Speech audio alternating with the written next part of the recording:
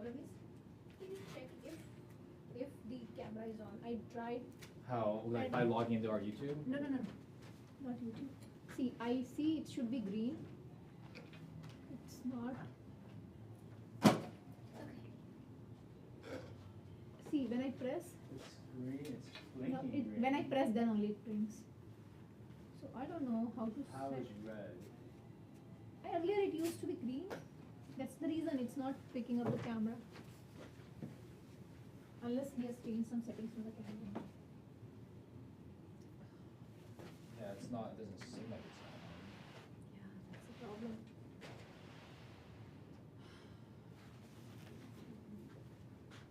Should I try to? What I can do, I don't know. Focus.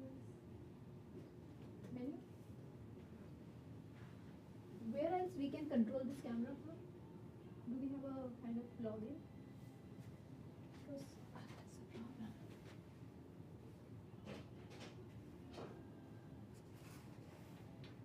If we can't get that camera turned on, then I don't know how any of these would work.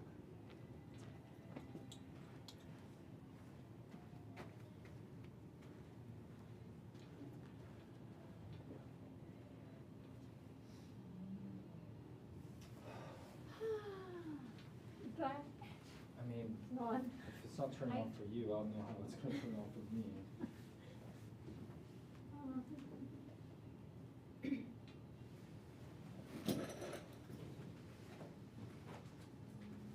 Oh. Whoa, what's going on?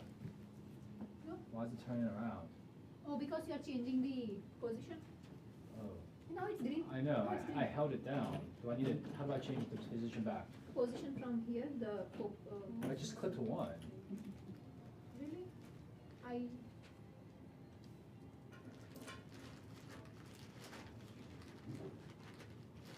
but it's not on still. If you did something there, it's not on here.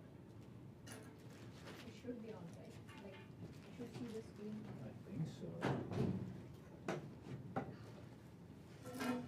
Let me get the class name first.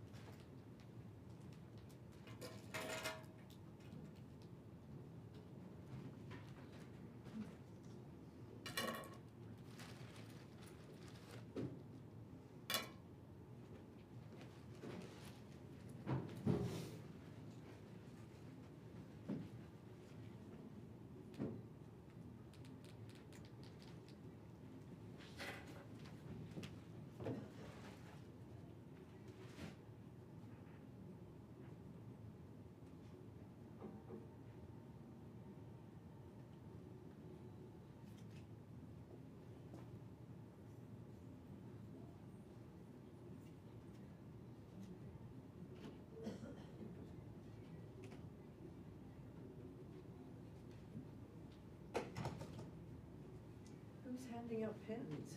Me. I haven't bought personalized pens in a long time. Here you go. Did you see the solution I found for, Yeah. This house was on the market for 300 and some days. Oh, goodness. In 23. There's no pictures, they just have one picture. And so I think it must have been in like its original state because it's The audio is on. the remodel of this Audio's place. on? When I talked to the Yeah, manager, I it's said, on. whoever The you hired camera's not on. did a perfect job. oh, nice. It's just, And we can't even it turn is the one of the camera most on. beautiful places I've seen. in town. Yeah, I Really? know. Yeah. That's why I'm sure It's just. But there's no pictures online? Oh, there's pictures online of this one. Now there is? Yeah, Okay. yeah. It's the old ones that there's not pictures. I don't know how to move it. It's not moving. Moving is a problem. But first problem is. But the pictures don't do it as justice As much justice, yeah. Yeah. It's just you walk in and you're just, oh my gosh, I want to buy this house. Really? Yeah. Did that get hurt? Oh, he's had cancer since he was about 13. My daughter tutored him through high school.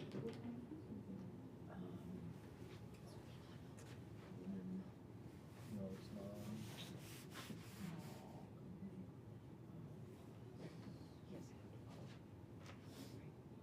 waiting for a transplant. He's been waiting for a long time, and the transplant happens at UCLA.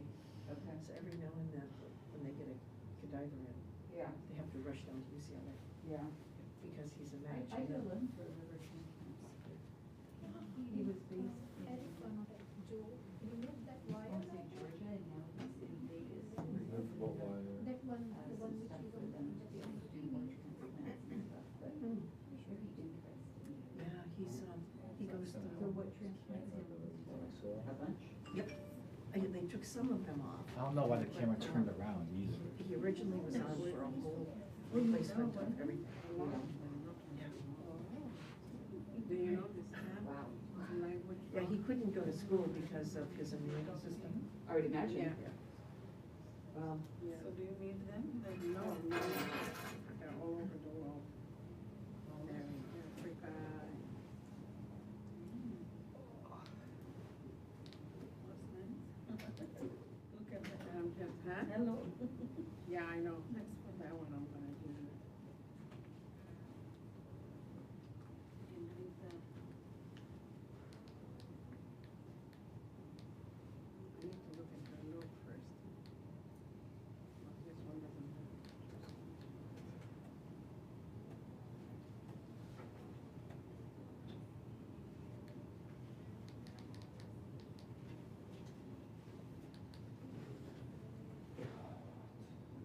Was it working on our last team meeting?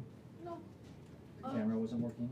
No, camera was working, but Steve's class was.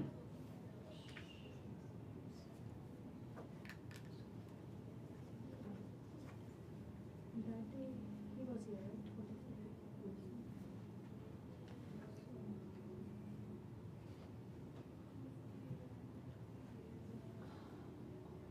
it's on. No, it's on. What did you switch to? Press it. Oh, I hold it down, but then it turns around. It resets. When we do that, it resets. Try it. But it's not even, yeah, here you go. Oh. But it's not even turning on.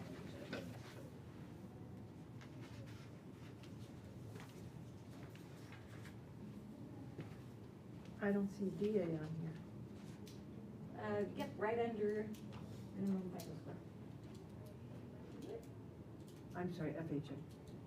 Oh, here, it's over here on the right. Where is it? On the upper right.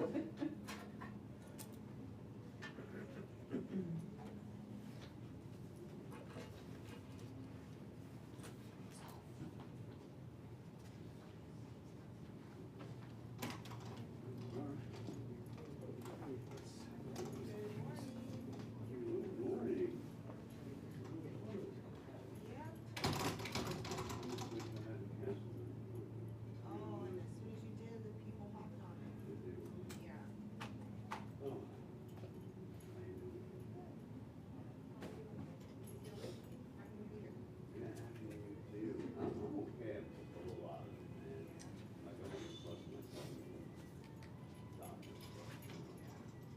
What's a QM, non-QM? Quantitative mortgage. Don't know that There one. was legislation passed that mortgage parameters. And if they don't meet those parameters, then the lender would be liable for the loan for the life of the loan. Oh, jeez. So it's things like debt to income, credit score, those Yeah. parameters. Outside of those parameters, then you have to go non-QM.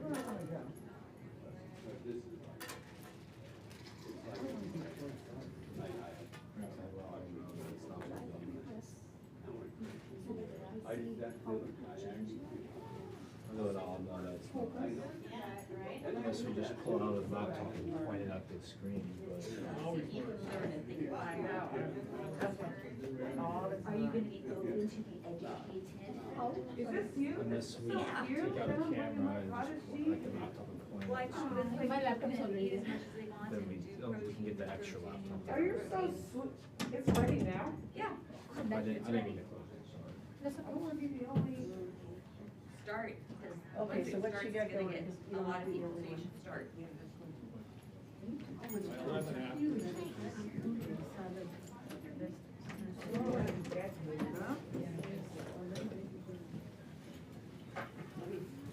I'll be right in front of you as you walk down the line. I was gonna say Merry Christmas, and then Happy New Year. There you go. One of those, all the above.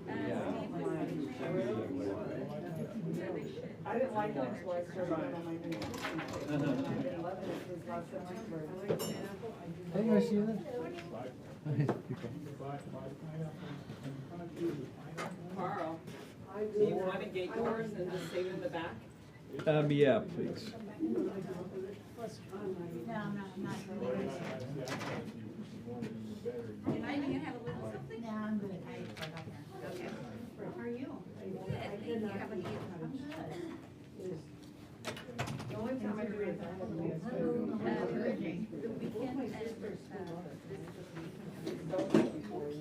It's a good thing.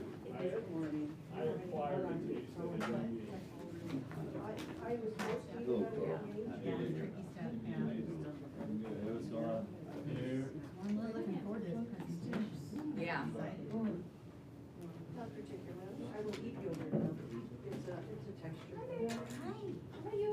I'm good, how are you? Good, thank you. Good to see you. Good to be here. I'm glad to be here. Monty, we missed you at Thank you. marketing, Where did you, at the marketing meeting. today's Thursday? No, but last week. Oh, yeah, last week you did. Are you coming this week? Yeah, I put Cheerios We in missed you. And she got the person get, That's how I can eat yogurt. I know she's lucky. She wins all the time. And I'm gonna sit next to you. You're very welcome. Where'd you get this from? I'm a sales executive. Yeah. Why, I cook like chicken, I just. Yeah, I'm not busy. Yeah. And then everything else is just. No, I'm with them. And then I boiled Williston Financial. the eggs and peeled them. You're welcome. WFG. It makes it easy, so that way vegetarian or non-vegetarian, it's healthier. Oh, the coffee. Yeah. Who's the agent? I mean, you have the beans going. Yeah. That's what I thought I could like, give them options. Love it, yeah. Oh, yeah. Hello. Oh, I'm You'll be in good hands. I'm gonna save mine. I just didn't feel it. So I figured why take it away from somebody else. yeah, I don't know if somebody else They did. did. Because I asked them, That's one of the absorb the information. Yeah, What's that? didn't want to. Absorb the information. Um, I don't know what's going on. I never see the over paperwork. here. Although now that I'm a salesperson, so I don't see the but, contracts.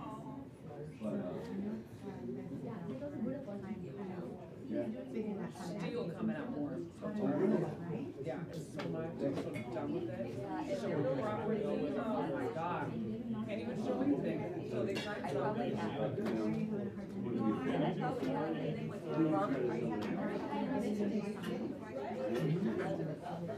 oh, you did not, have me?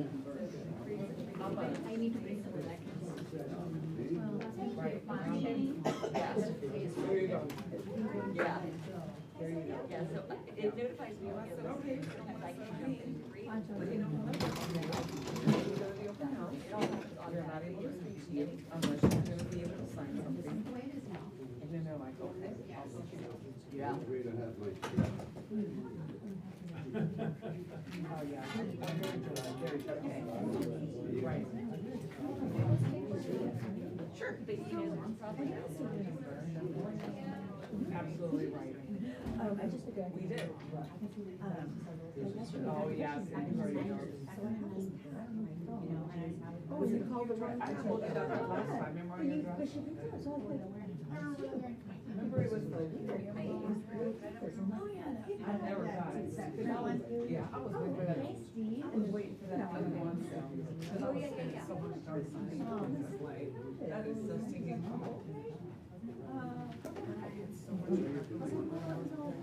So I'm gonna get it for that, so then I'll have you for, like, February, March, because I can wear with the sale. Yeah. Which is. It is, Very that's why, lightweight, that's what I mean, so stupid. I'm so sorry. Yeah. She knows me, she's laughing. I'm so sorry. You didn't want anything? Another time, but I have to take care of this thing. No, that's not, that's sweet. Oh my God, and then that was it. And then like almost saying. It sure does, that's my guy. He's got the right, I do want some more. Right. Oh, you did? Oh, I'm sorry. I asked her about the city. I haven't And so she was just telling me that. He's going to ChatGPT.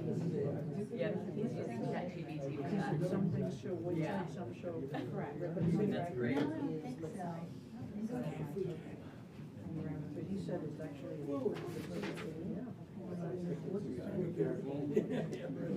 You have to go by the preliminary title. Good. I have some, I have one And the real legal description is the. and one is all hiding. So I'll check to see if anything's running low. So tomorrow I'm doing a lunch for my team at my house. And we're doing a, and we're doing a, paint and sip. Sounds like a place. You know, one of those ones where you have the instructor, this is our, we didn't want to do it year end, so we said, let's do it. Yeah, so it's at my house tomorrow, I'm sort of gonna do the same thing. Hopefully we skip that one. Yeah, I'm just trying to consolidate the work. Yeah. This wasn't necessarily. Coordinating. Coordinating, yeah.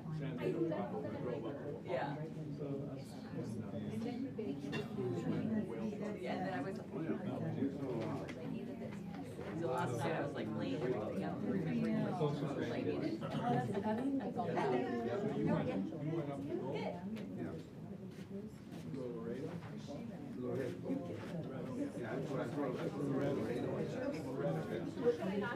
Let's see.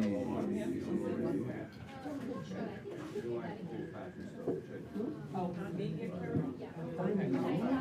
Where are you?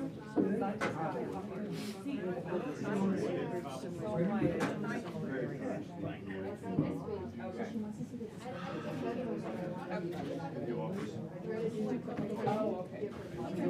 Oh, thank you.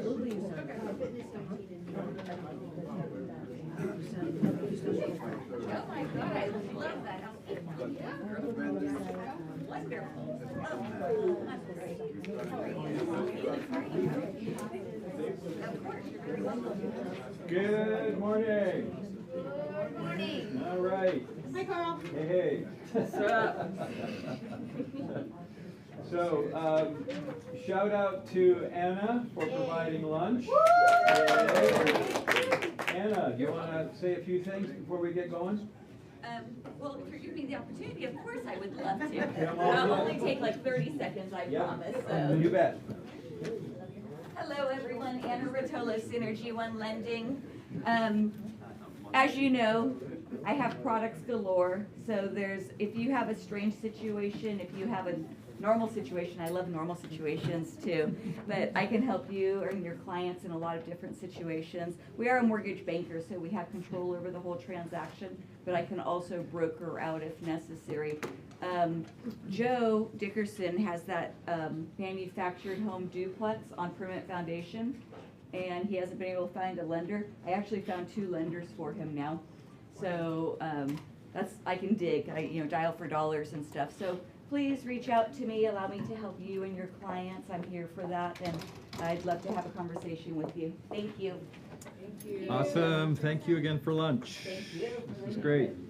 All right, so you're looking at a screen here for a webinar that I did for CRS back on November 18th. The way that kind of evolved, I do a number of webinars for them. And typically what happens, I've got a weekly column on Inman News, and so they will typically ping me and say, hey, we just saw this article, we'd like you to do a webinar on that.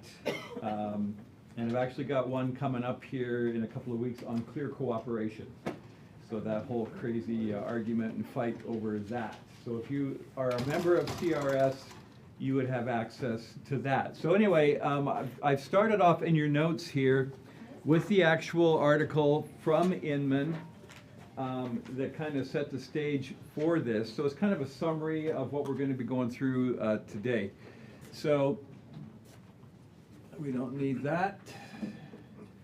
So the need for an effective buyer consultation. So, I mean, in the past, if you could get somebody in your car, drive them around, show them houses, everything was wonderful, and you tried to answer all their questions and be good, and hopefully, if you were lucky, you would end up with a contract at some point. And then there's always the horror stories of, hey, we were at an open house and we, went with the agent in that particular property. Or we were driving by a new home development and guess what? We went in and signed up. I mean, you've all heard those horror stories if you've been in the business any length of time at all. So what the new CRA rules do and the lawsuit give us the ability to constructively head off all that nonsense and establish a permanent relationship with buyers that really mean something. So we're going to dive in detail for that. So first of all, when we sit down with them to start, and we will always show them one property without having to sit down and go through a buyer consultation with them. It obviously means we still have to fill out the proper form, VRBS, we've got to do that for that, but we will go ahead and show one property. And the questions that we need to ask right up front, first of all, are you currently working with, or have you recently worked with another realtor? Critical question. If they're working with another realtor right now, then your response typically should be, well, are you happy with them? I mean, dig into that a little bit, find out what's going on there. Hey, if it's one of those things where, well, my my agent's on vacation in India for a month and I need someone to show me this house, then, would you work with that person? No. So you need to figure out what's going up front. If they've recently worked with another realtor, find out what that was all about, because it sounds like maybe they're not working with that person anymore. Yeah. And so why not? And if it had to do with fees, that's one conversation. If it had to do with competency, that's another conversation. But dig down and find out what it is about that person that made you decide to go out and look for somebody else. So if they are currently working with another agent, then obviously the next question is, do you have a current buyer-broker agreement with them? If the answer to that question is yes, then you're going to refer them right back there and have a nice day. Great chatting with you. Cannot help you, unfortunately. If no, then the next question is, are you familiar with the new rules requiring realtors to have a buyer-broker agreement? Now, there's a fairly high level of understanding out in the community now that the rules have changed and that this is now required. It doesn't mean there's not going to be pushback, okay? Anything new takes a lot of time to kind of ramp up and get going. So are you familiar with the new rules? That then opens up a whole new dialogue for going forward. You explain, and we've given you at the back, and we'll hit this at the end of this, I've given you a complete list of scripts that our team uses when walking through the buyer-broker agreement and questions that the buyers may have about why we should be doing this. And the questions, and it's basically the scripts we're providing, those have been scrubbed by BRLG as well. So they went through and made sure that everything that we're saying was in compliance. And then, do you want to see one specific property, or are you looking to us to help you find a home? That's a really important distinction. Okay, and in the middle of all of that, you're going to start asking questions like, well, how did you find me? What's attracting you to me?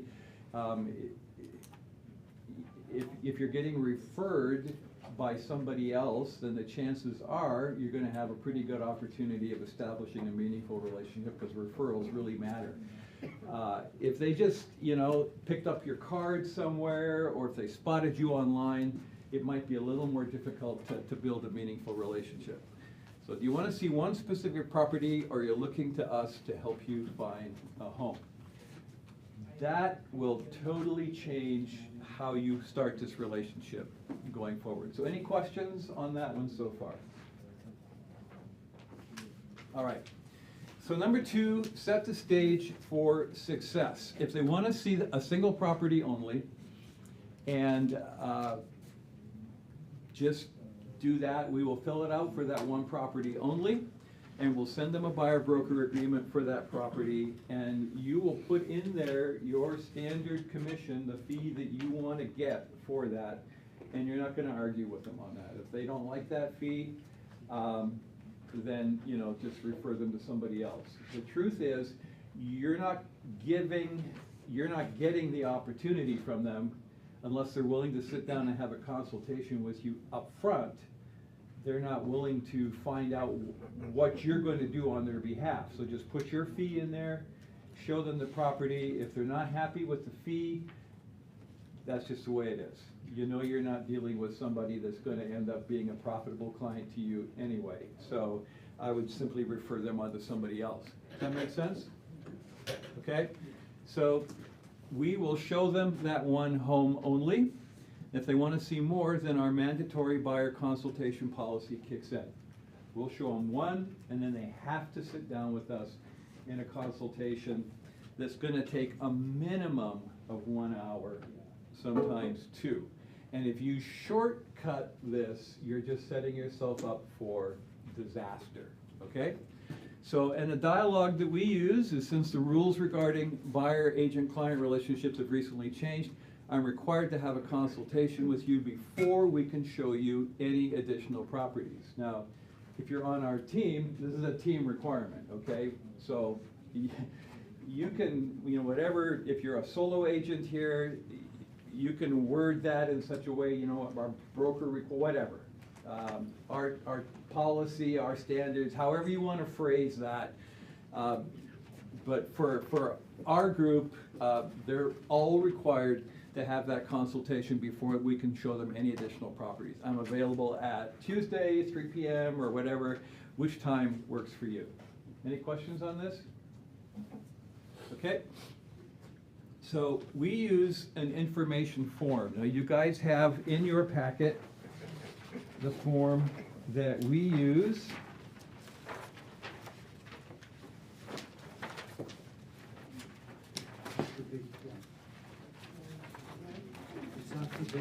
Looks like this, okay? It's in there a ways. So we've developed this over the years. This is a Word document that we email to any prospective client, and we want them to fill it out ahead of time and email it back. All of these fields in here are expandable so that they can type as much information in here. We ask them to save it to their desktop and then email it back, okay? And we want it back before we're meeting with them, before we're having that consultation with us. In this form, over the years, we've figured out this is all the information that we really need. We want to do this ahead of time because we don't want to take a lot of time in our meeting with them to have to go over all this stuff and fill out forms, okay? If you're looking for another form, and the question I always get asked is, hey, can we copy this? And the answer would be what? Make up your own form, okay? So no, we're not going to give you templates for this. You can figure out how to do this on your own. If another example of this, and I'll just hand this around, our team has partnered with Place, and so Place also has a really cool buyer interview type form. So I'll send this around so you guys can see another example of what that looks like. But all the information that we need is on this form, and we want to get this back before we sit down and meet with them. Why would we want to do that? Know more about them or their requirements? We want to know a lot about them. Yeah, we want to find out as much as we can beforehand, because this tells us who their lender is, gives us a chance to talk to their lender. John? It's also a test of their commitment. Absolutely. If they're not willing to fill this out and send it back, what do we have? Not much. Not much indeed, okay? So you're now required, if you go to an attorney, if you go to an accountant, if you go to Kaiser Permanente, if you go to an auto mechanic, you're required to fill out some kind of an intake form regardless. This is our intake form right here, okay? And we want it back ahead of time to shorten up the period of time during our actual meeting, and like John said, if I get this back, that tells me I've actually got somebody that's willing to work with us. All right, so we set the time, the date, and the location. We prefer meeting in a coffee house close to where they live, okay? And we deal with a large spectrum of clients over 5 counties. And so if we're working with a client in Tracy to help them purchase a home in Tracy, there's absolutely no way I'm gonna have them drive to Fremont and meet me here in the office. That just doesn't make sense. So we'll figure out where a coffee house close to where they live is, and we will meet them there. We pick a location that works for them. We can also meet via Zoom if that works better for them, and truth be known, we do a lot of buyer consultations via Zoom, okay? There's a number of benefits to that, one of which is it can be recorded. And you can ask them up front, would you like this to be recorded so that you can have this as a reference going forward? I mean, that's a great option for some of them, because how many of you sat through presentations where you walk away thinking, what did they say? Can't remember, okay? So we do this, it really does work a lot better for a lot of clients, especially if they got young kids. They love the idea that we'll meet with them on Zoom. So however it is that you're gonna do this, set that time, and then in that meeting, you're gonna be laying down the foundation. Now going back for a second to meeting at a coffee shop, we get there ahead of time. Why would we do that?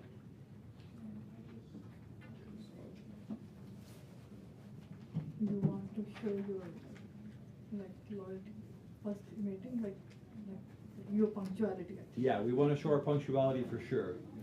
We want to get a table. Okay? Now, I don't know how many of you guys just saw Starbucks is changing their policy. To get a table at Starbucks going forward, you're going to have to actually buy something. Okay? Now, I know that's a crazy idea.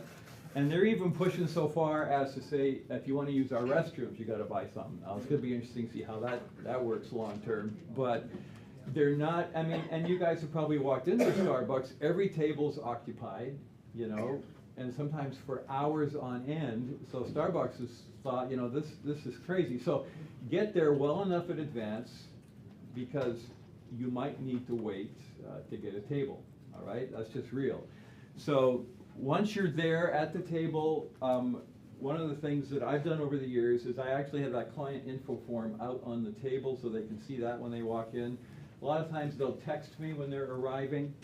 We're coming through the door, because they know what I look like, because my face is plastered all over the internet. I have no clue what they look like, unless I've managed to find them online on Facebook or LinkedIn or something like that. And, you know, how many times have you seen pictures on LinkedIn that don't even closely resemble what they actually look like? Okay? So it's really helpful if they can text you when you're coming. You can say where you are, etc. So setting that down, making sure you got that meeting locked in, really, really important.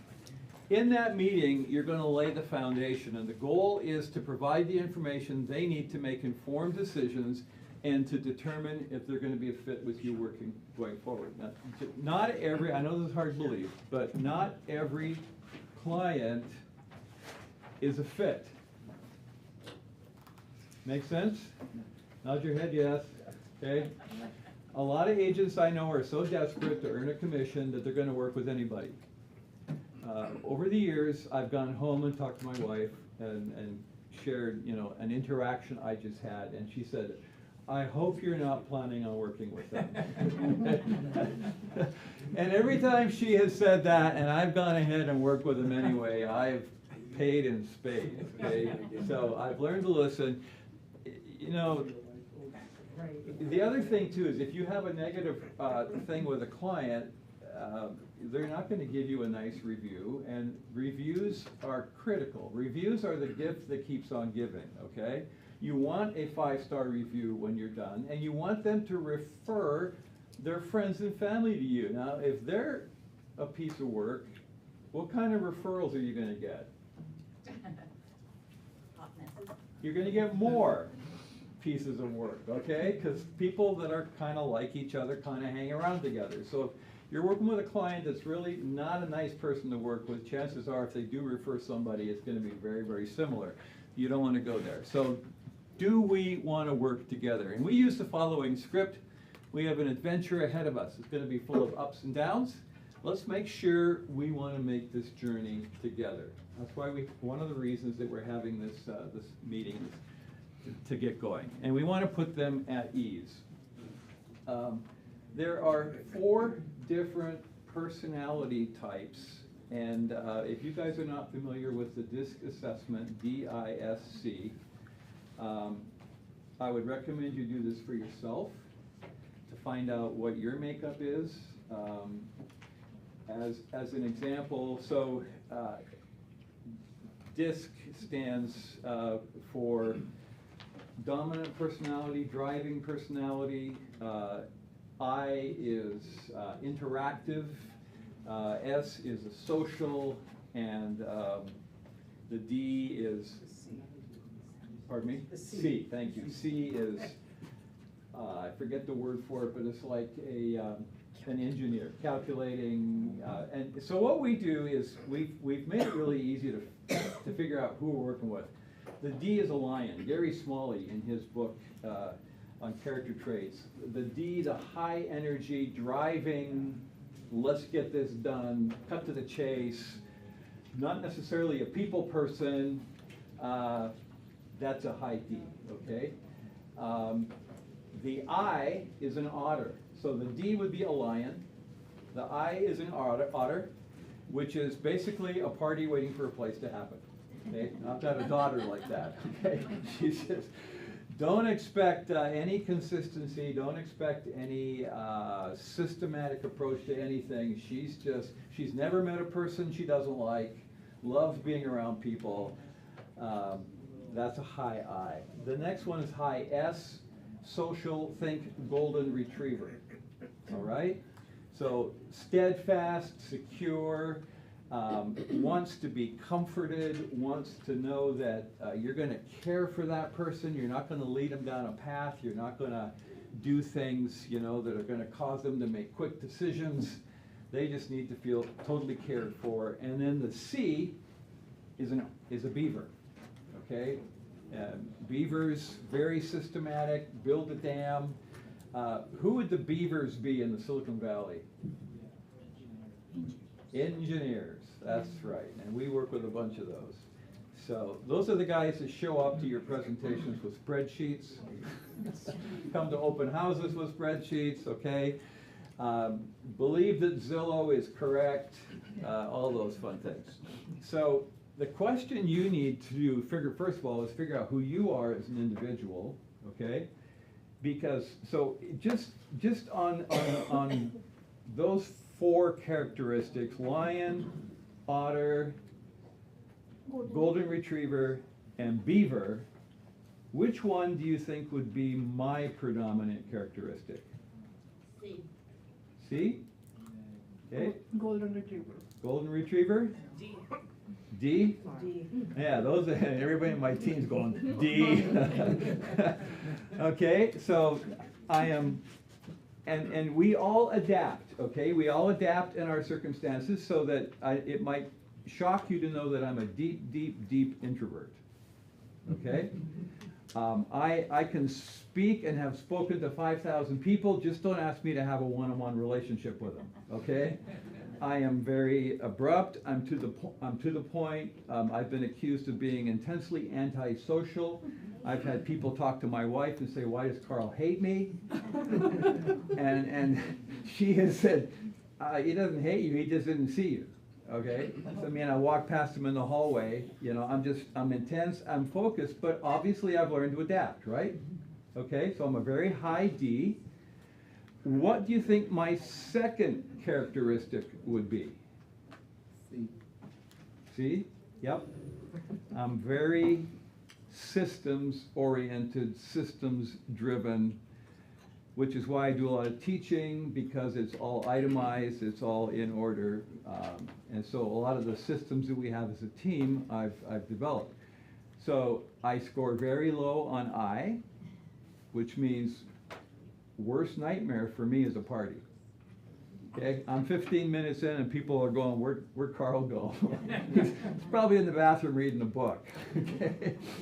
And I'm not very high on the S either, but my wife is very high S, very golden retriever. Ironically, we had a golden retriever for years. Okay, so know who you are first of all, because you're going to need to adapt who you are naturally to meet with your client. So if you're in a meeting with a high D, somebody that just wants the facts, wants to get to the chase, and you're just there trying to have an ongoing relationship, chit chat, do you think that's going to work? No, it doesn't. Not going to work at all, okay? If you're meeting with a golden retriever, they're just wonderful, gregarious individuals, and if you're a high D, you're going to be pushing for the close here, and you're just going to be working away, and the golden retriever is never going to do anything that's going to suggest that they don't like you. They're going to do whatever they can, but meeting will end, and you'll think everything went just great, and you're never going to hear from them again. Okay? They just will never have the guts to tell you that.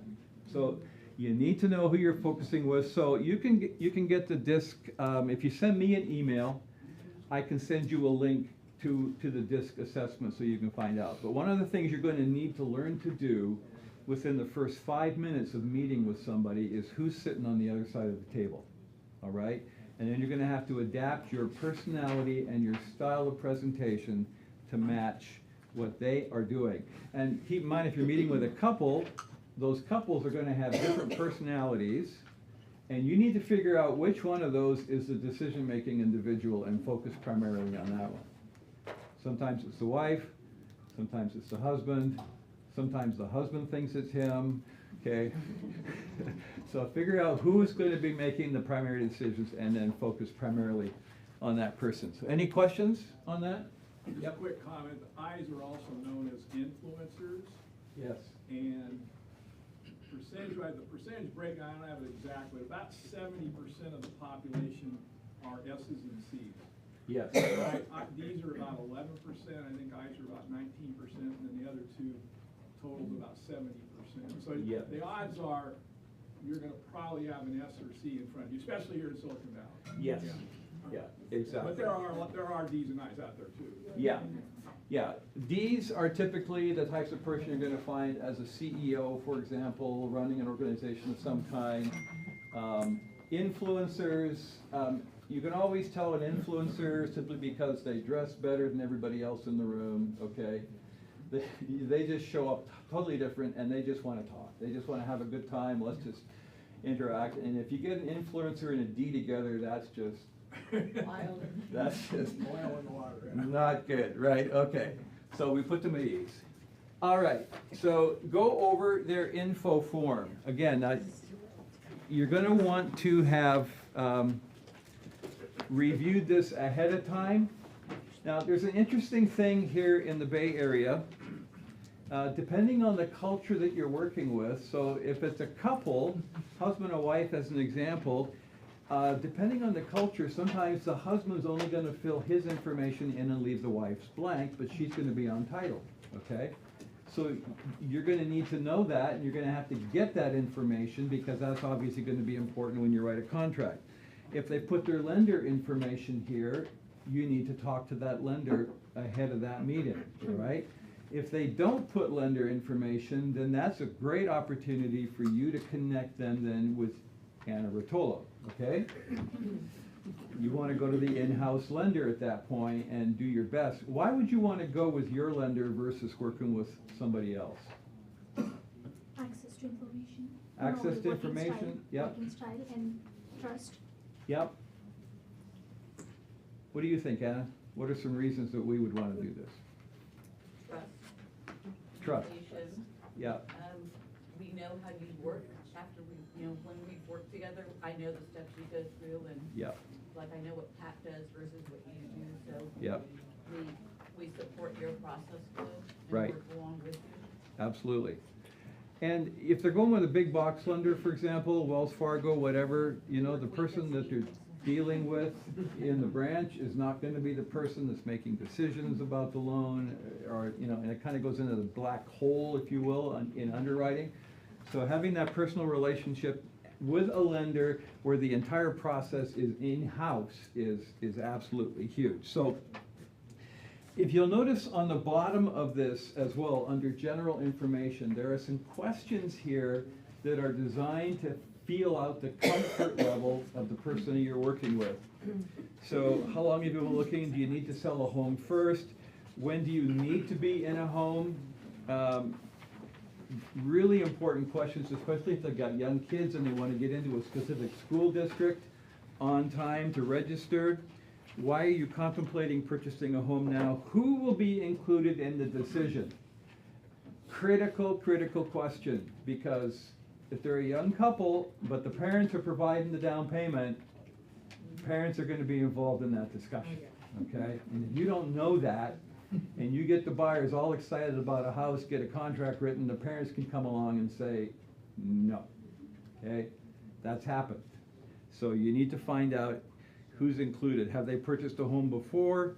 Yes, no. What expectations do you have for this process?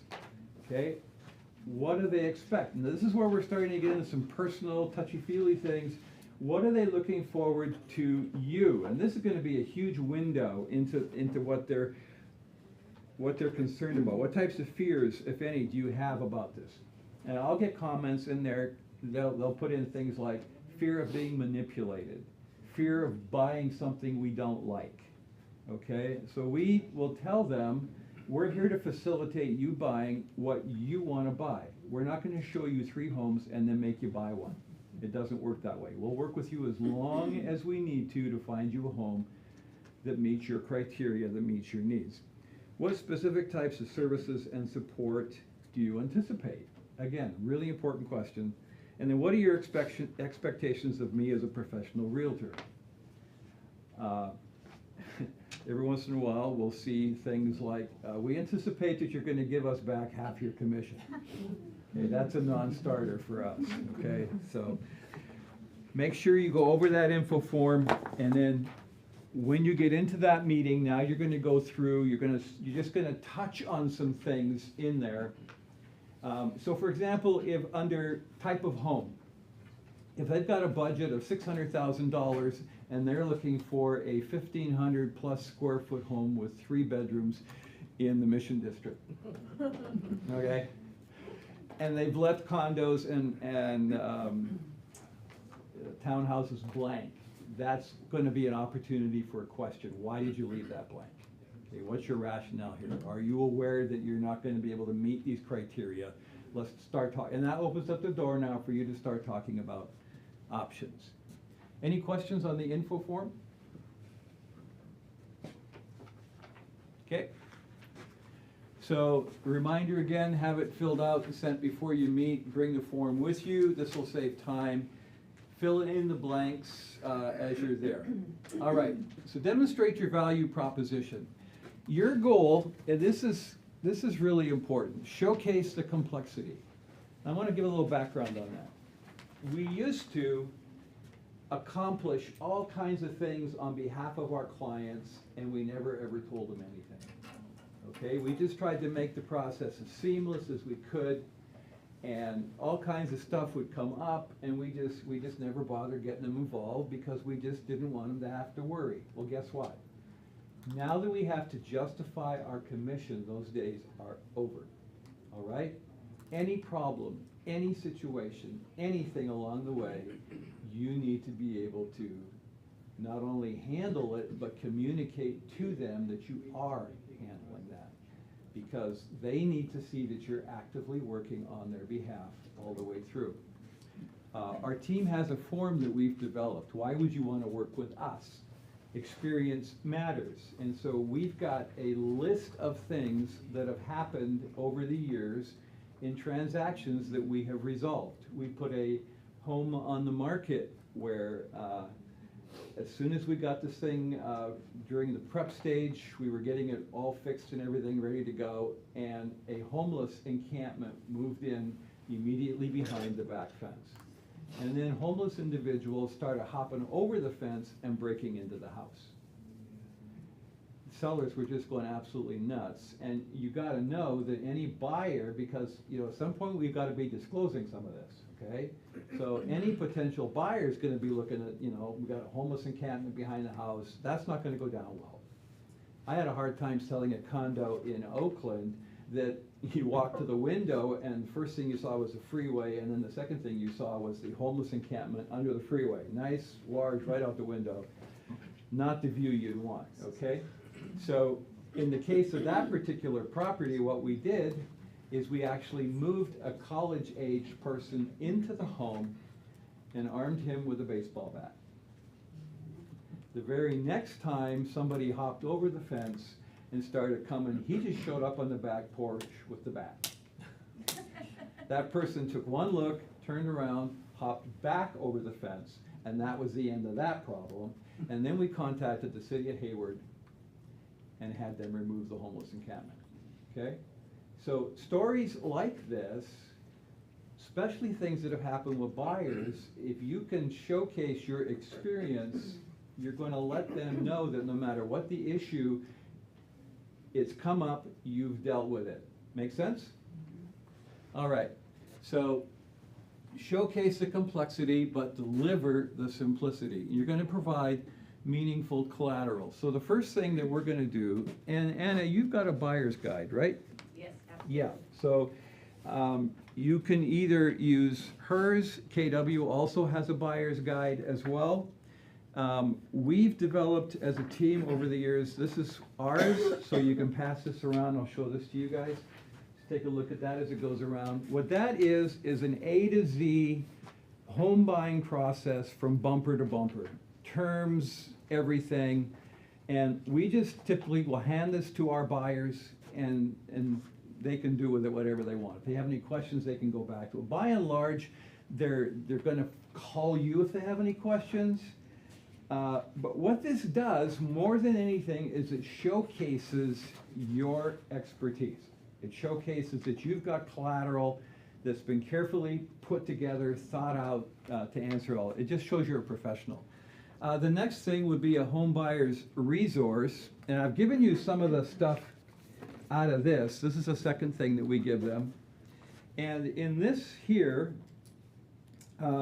we start with a checklist, a getting started checklist. We then start with our value proposition. We've got our top 10 credit do's and don'ts. We've got how to handle new homes, how to handle FSBOs, how to handle open houses. It's all in this one right here. I'll hand that around as well. Okay, and again, you can do pieces out of this on your own, or you can develop a resource like this. We really upped the ante for our buyer process back during the foreclosure crisis, because we couldn't get a listing for love nor money, okay? We couldn't get an REO contract no matter how much we tried. We got short sales all day long, but we learned very quickly that that was not a revenue stream. And so we just had to come up with a buyer process that separated us from everybody else out there, and so we started developing these tools, and our business doubled in that year as we began to deal specifically with buyers. So checklist for getting started. So in your handout there, if you flip over the page, you'll see this thing right here that says getting started. This is the checklist that we use right here when we're meeting in that buyer consultation with our buyers. And the times we have not done this, we've gotten burned almost every single time, all right? So you can come up with your own checklist, but I recommend you have these kinds of things on it. So before we meet, fill out the client information sheet. We just right there in the meeting, check that box off. We've already done this, congrats. And then we go to action items for getting started. So item number 1 is attend our client consultation. Correct, boom, you already got that checked off as well. We're moving along here. Next thing is review the client information sheet. We've just done that, so we check that off. Review our commitment to you. So go to the next page here. And what this is here, this is our value proposition. We've taken a lot of time to develop this. Again, this has been scrubbed by BRLG as well. And I've had some agents look at this and go, why do you make it so complicated? We make it complicated because we want them to understand how much we're actually doing for them. And I posted this on Inman about 1.5 years ago and got a response back from an attorney, a well-known national attorney, who said this is the model to follow right here, okay? So that was huge confirmation to us that we're doing the right thing. So we've covered just about everything in there that you can and made sure it's all compliant. And then at the end of that is what we ask of you, okay? So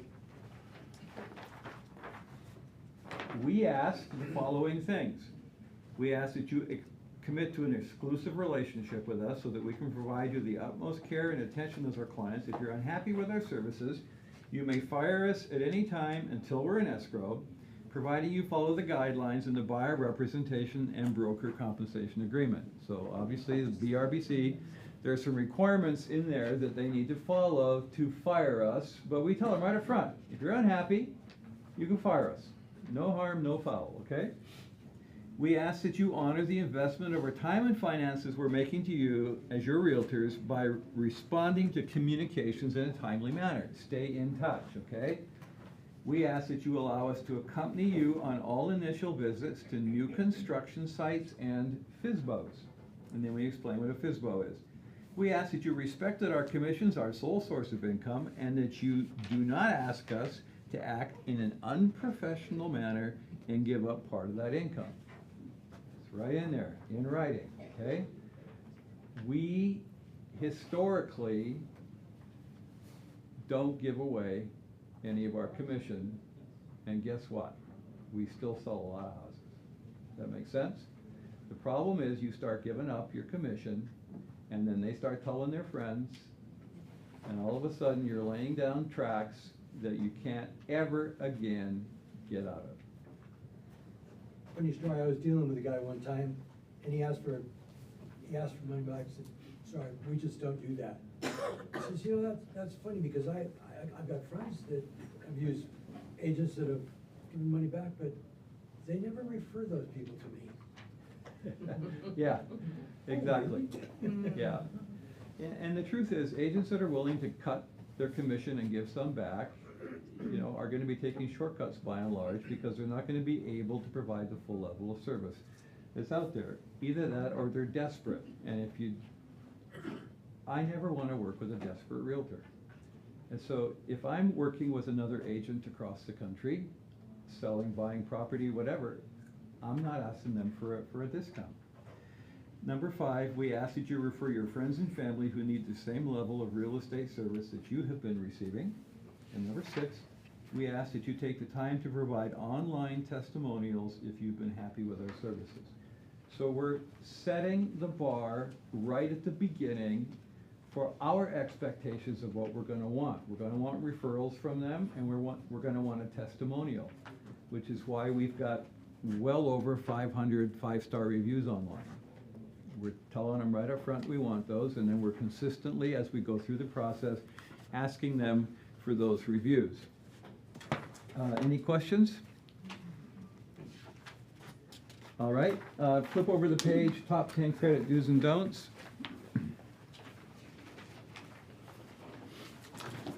I wrote this the morning after I showed up at an inspection with buyers who were super, super excited about this new home that they were buying. So excited, in fact, that they showed up to the inspection in a brand new Beamer. And I said, you borrowed that, right? And they said, oh, no, we're so excited, we now have a garage. That we went out and bought a car to put in the garage. And I said, you no longer have a garage. That blew up the transaction.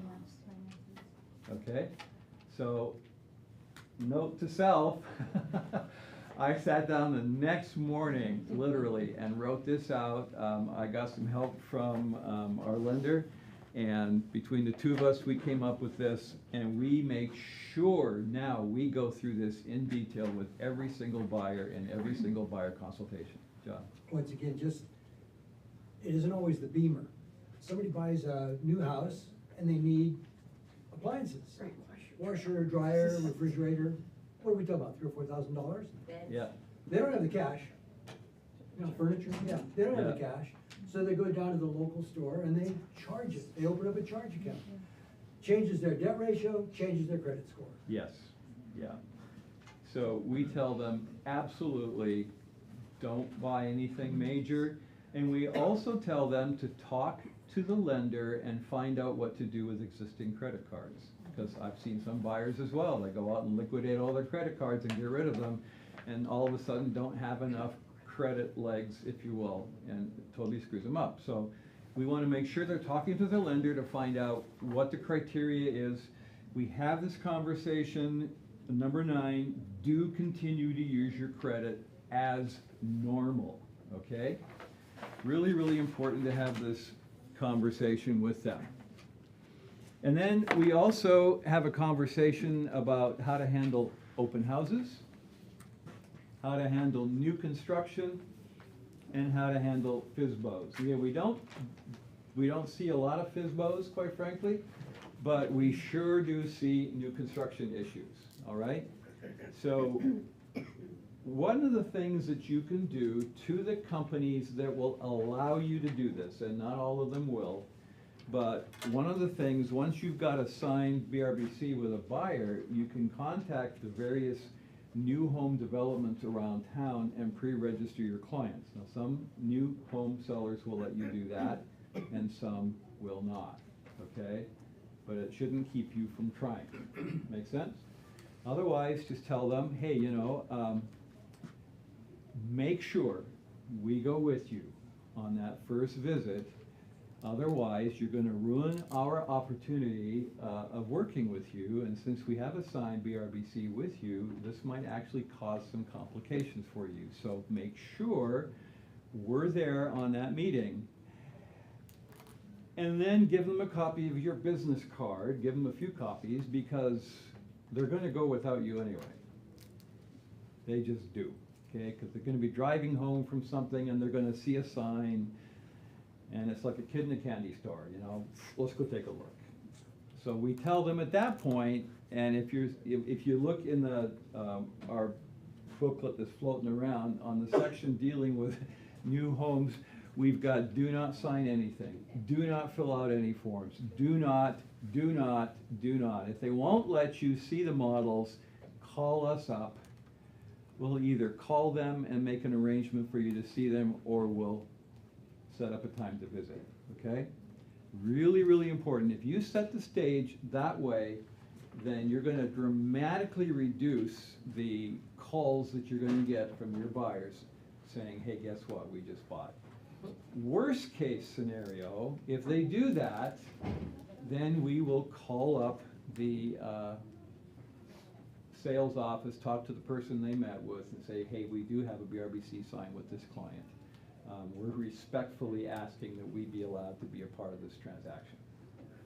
And in the majority of cases where that has happened, we've been allowed to participate. Every once in a while, you're going to get a builder that says, screw you, have a nice life, you know. But if you systematically put the process in place, chances are really, really high it's not going to happen. When it comes to open houses, again, we just remind them, you've got a signed BRBC with us, and you do not want to engage in a conversation with the person in the open house. Take our business card with you to an open house. We call it a get out of jail free card. Just hold it up when you're walking in, just say, hey, we're working with an agent. And it's just like magic, the person in that home's gonna leave you alone, all right?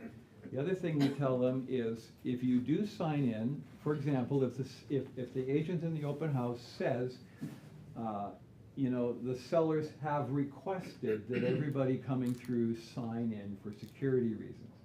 Well, that's BS. It's the agent that wants that, because obviously they get the contact information they're gonna be marketing to you. Now, you didn't hear this from me, but if you get in a situation like that, sign in as Donald Duck and Mickey Mouse. Don't give them contact information, otherwise they're just gonna put you on their drip mail campaigns and off it goes. That make sense? Now, again, with the open house forms now that are there, the new contract forms, it's okay to sign in with just names but not give contact information. What that form does now, Steve, what are the initials for that form? The open house? OH something or OHNA. OHNA, yeah.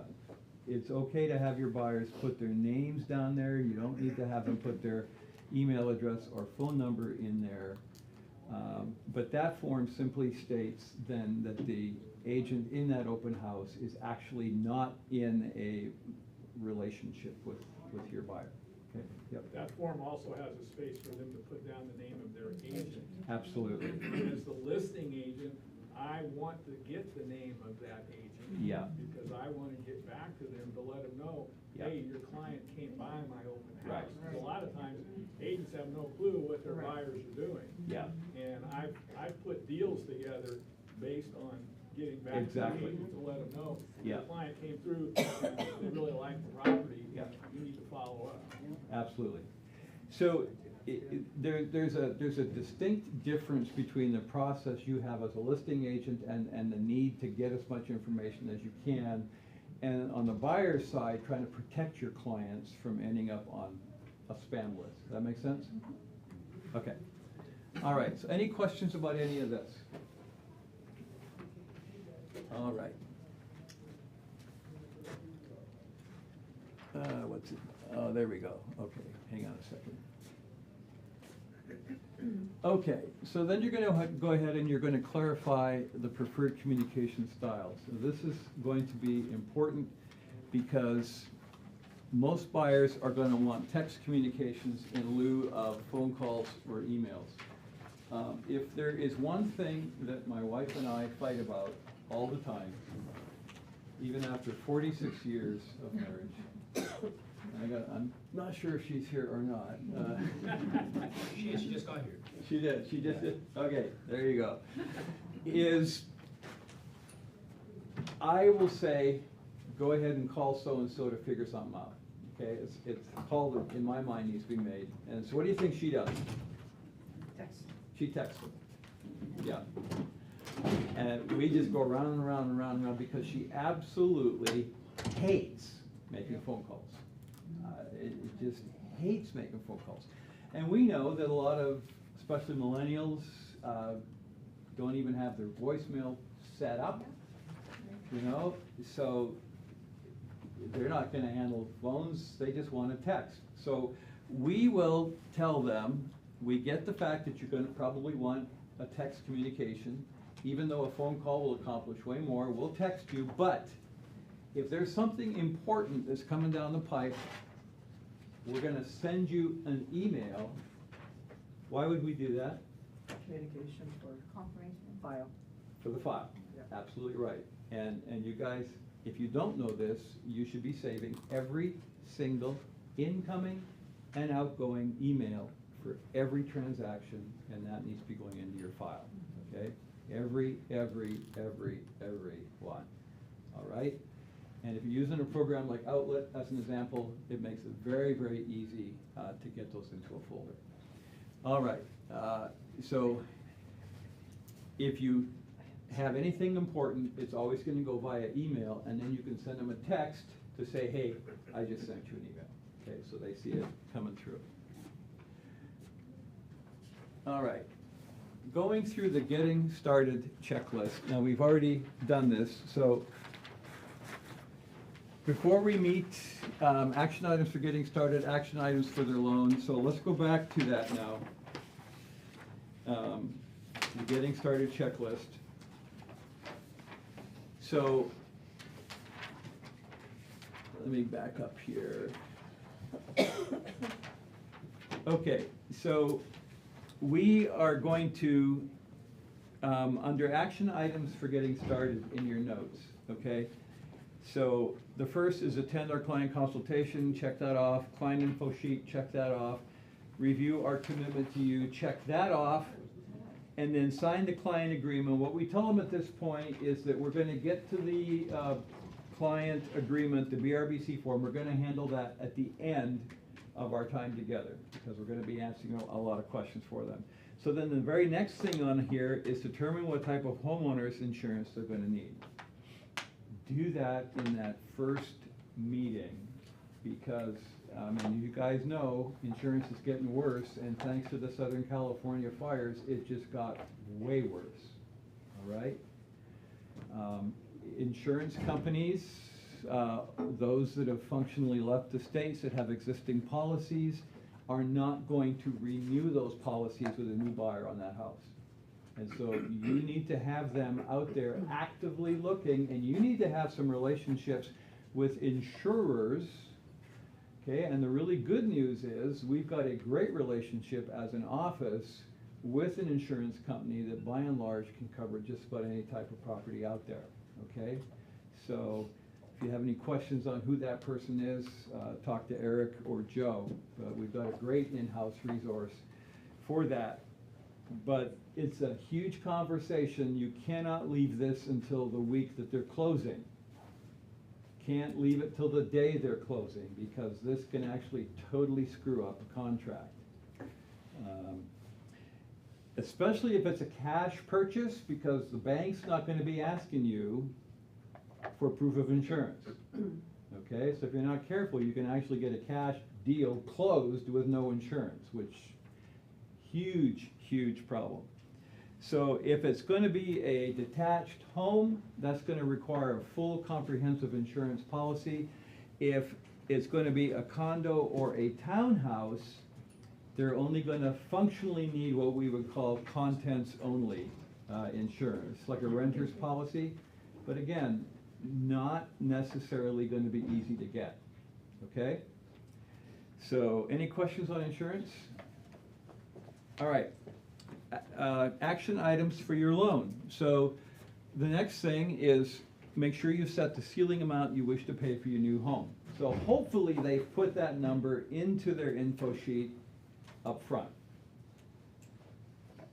What in the current market in Fremont right now is the likelihood that they're going to get a property for list price?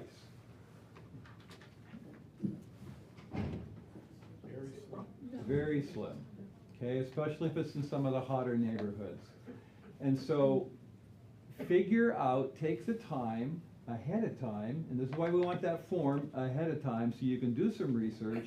If they're looking, for example, in Mission San Jose, then you go in and do the research and find out what the average percentage offers are coming in over list price, and then you tell them that in the meeting, okay? That establishes you as a professional, and that allows you to say to them, with this average, rough average being in place, I recommend that we look at properties. If this is your limit, then we're going to set those auto searches for you, that percentage lower, all right?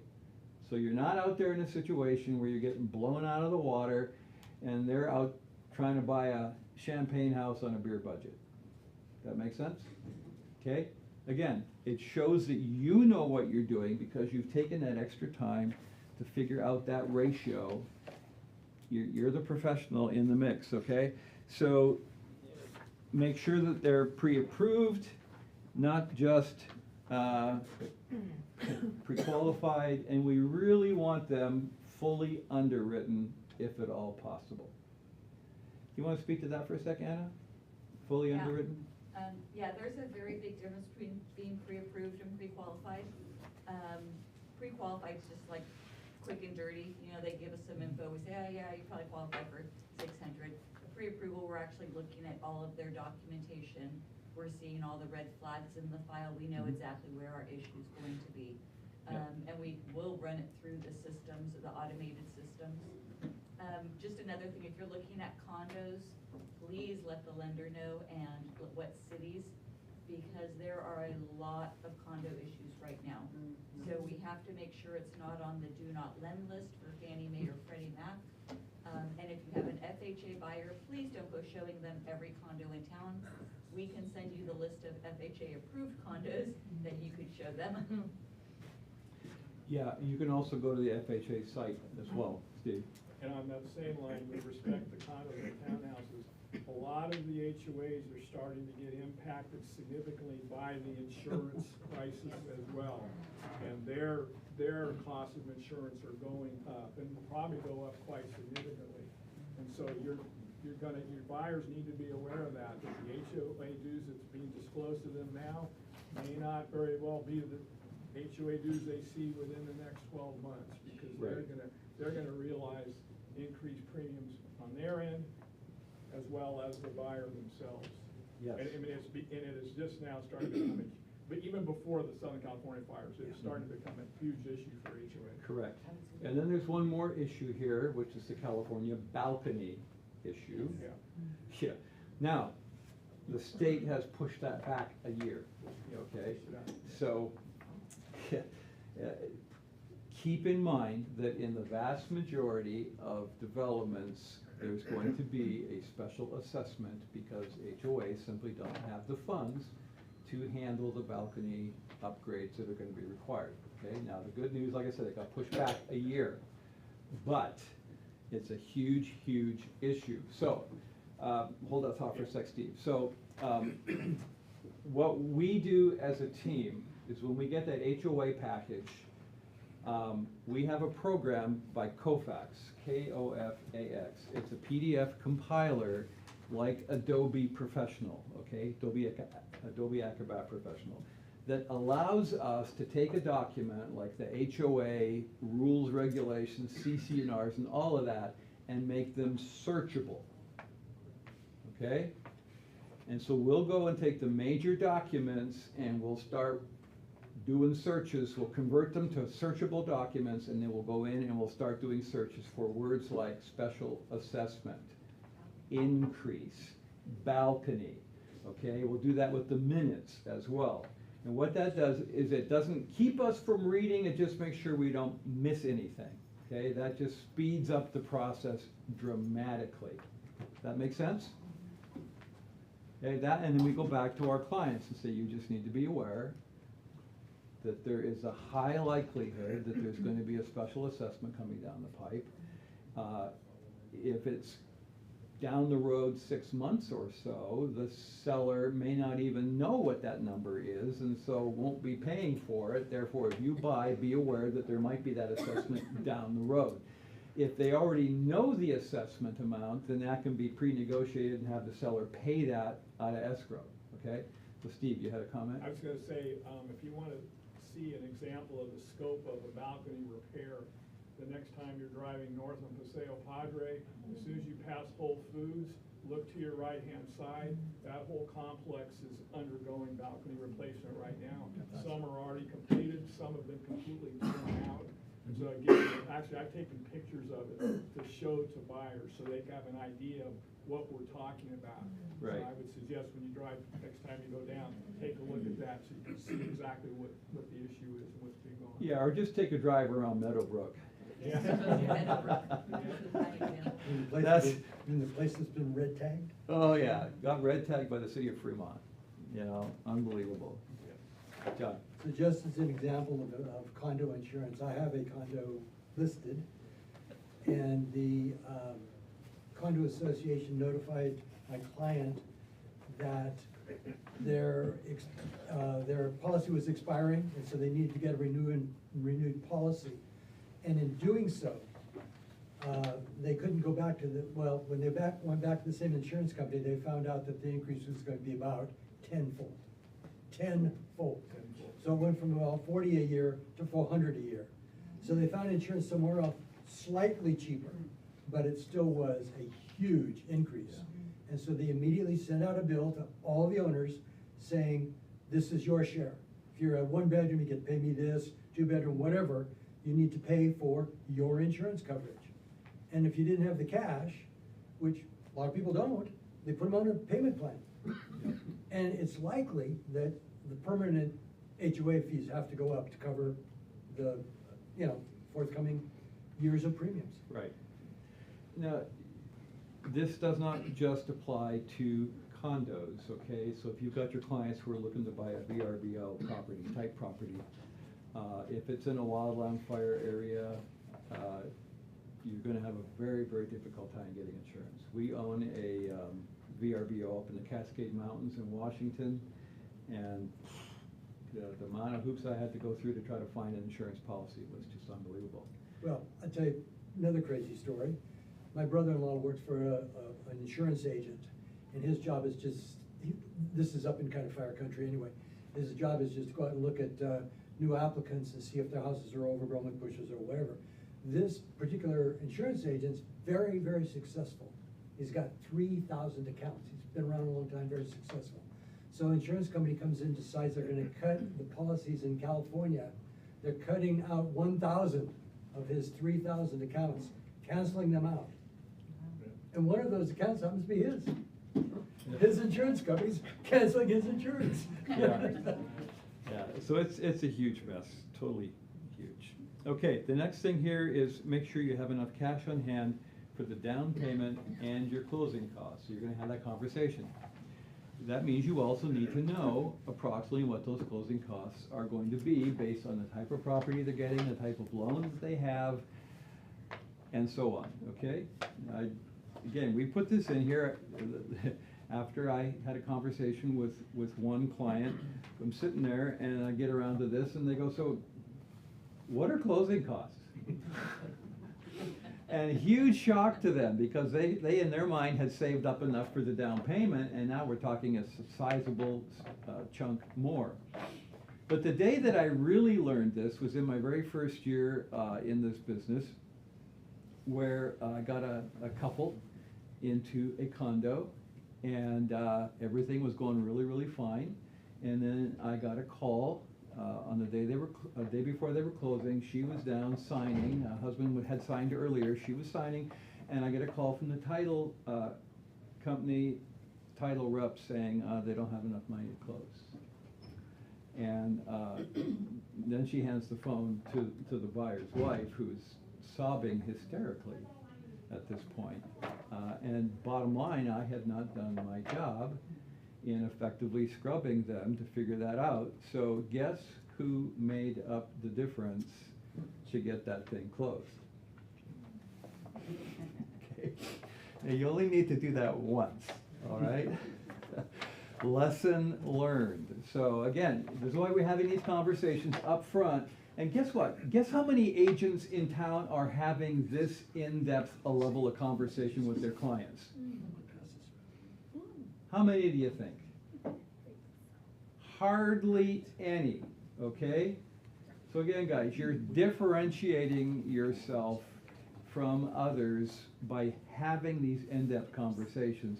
And if you have this and the client chooses not to work with you and goes off to work with somebody else, there's a very good likelihood that when they get in and start having problems, they're going to be calling you back again, okay? Because all of a sudden, the difference is going to be really, really clear.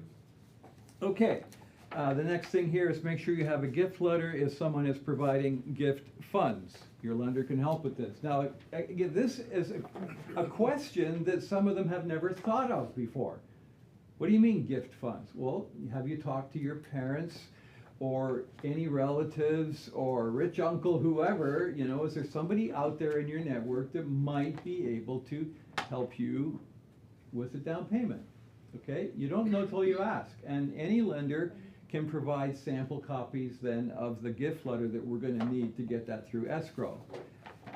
Now the other thing, you just need to be aware of here as well, and I'll just use myself as an example. We needed a gift from my father-in-law to buy our first home. It was $5,000, and that was a huge amount of money to them back in those days. And so they gave us the money, and then he pulled me aside and said, you do understand you're paying this back, right? I said, yeah, but the gift letter has to say that's a gift. Whatever arrangement's going on, you know, outside that gift letter, that's between them and whoever, okay? But as far as the lender is concerned, that's a gift, otherwise it's gonna screw up their debt ratio. Determine if you want your lender to withhold property taxes and/or insurance for you. If it's FHA, that's a moot point. But there are some people out there that are just gonna have a really hard time keeping track and putting money away consistently to pay their taxes. And if they're a high I, for example, you might wanna recommend that they have the lender impound their taxes and their insurance for them. They might not know about otherwise. Make sure you select your lender and do not switch once we get into contract. Okay? How many of you have had a situation, you get in a contract and all of a sudden they're trying to shave a 16th of a point off, you know? We just tell them, you can search all the loans you want, check out all the loan programs you want, but if you call me up once we're in escrow and tell me you're gonna change your loan program, I'm gonna tell you no, you're not. Nice try, no cigar, okay? Totally screws everything up. And then make sure we have a copy of the lender's projected cost statements or net sheet. I want to take a look at the numbers on that net sheet to make sure that that lender is treating them appropriately. Okay, if I've got questions, I'm gonna go back and talk to the lender. And then make sure you carefully read the top 10 credit do's and don'ts. So that's the loan section. Any questions on any of that? Can I add one comment on the gift letter? Yep. That's really great that you say that. I would almost add a sentence, and do not accept funds. Have them send it to escrow. Right. Because oftentimes they have whoever just give them the money. Oh, yeah, yeah. And then we're trying to trace it, track it, and the parents aren't willing to give us what we need to track it and Right. everything like that. Yeah, that's huge. Yeah, thanks, Anna. All right. So then action items for writing an offer. Make sure you have a current copy of your pre-approval on file. This is where you're gonna have them send that pre-approval over to you right away. Make sure we have current verification of funds for your down payment. You only need the first page of each statement. We've gotten up to 14 different, because, you know, some people like to put money here, put money there because of FDIC limits and all the rest of that. So we just need the first page. And if you've got a compiler like Kofax or something like that, you can compile all those into one document. You can black out the numbers, count numbers, things like that. It's really, really easy. And then make sure we want to make sure we've got the current verification of funds in there. And if we're doing a cash offer, we need that verification for the entire amount. Which then brings up a couple of other questions that you need to be talking to them about. And that is, where's your down payment coming from? If it's coming from 401k, how quickly can they turn that around? Okay? If it's coming from China, if it's coming from India, but especially China, are those funds actually going to make it here? Okay?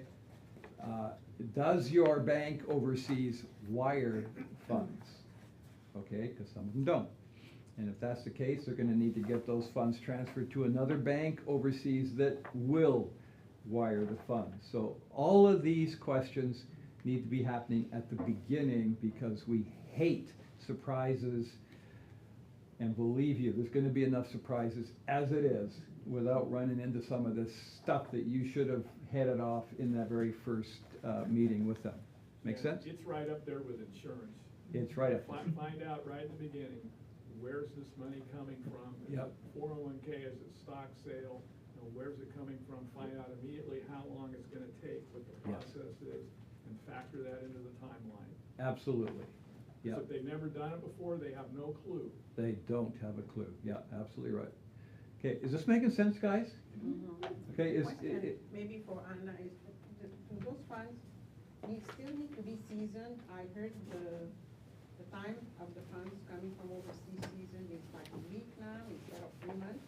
So if it's a gift, it does not need to be seasoned, but we want it sent to escrow, not to the borrower. Otherwise, we'd be able to get those statements from whatever country they're coming from. So if they're gift funds, they do not need to be seasoned. So if they're 401k funds, we need to see the request for withdrawal for distribution, and then we see their funds in, but it doesn't necessarily need to be seasoned if it's in their 401k already.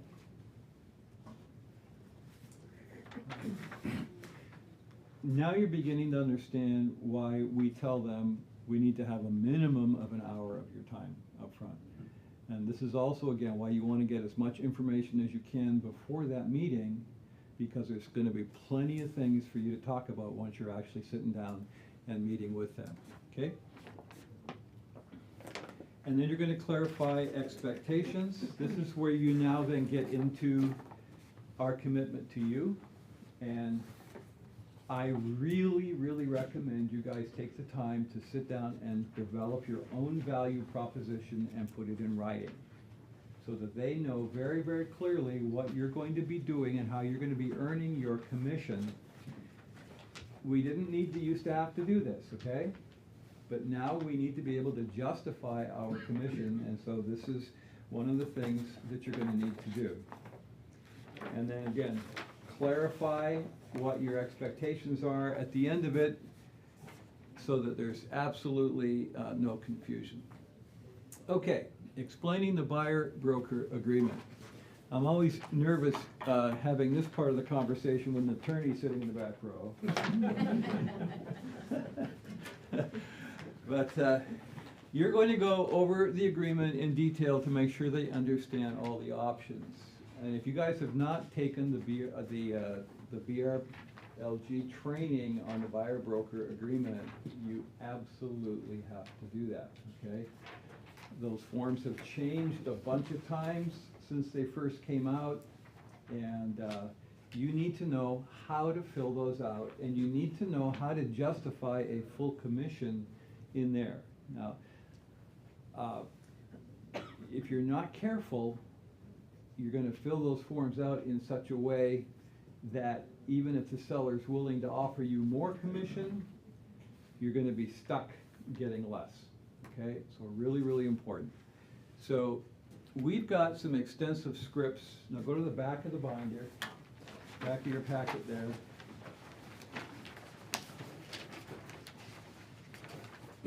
Actually, it's about 2/3 of the way through.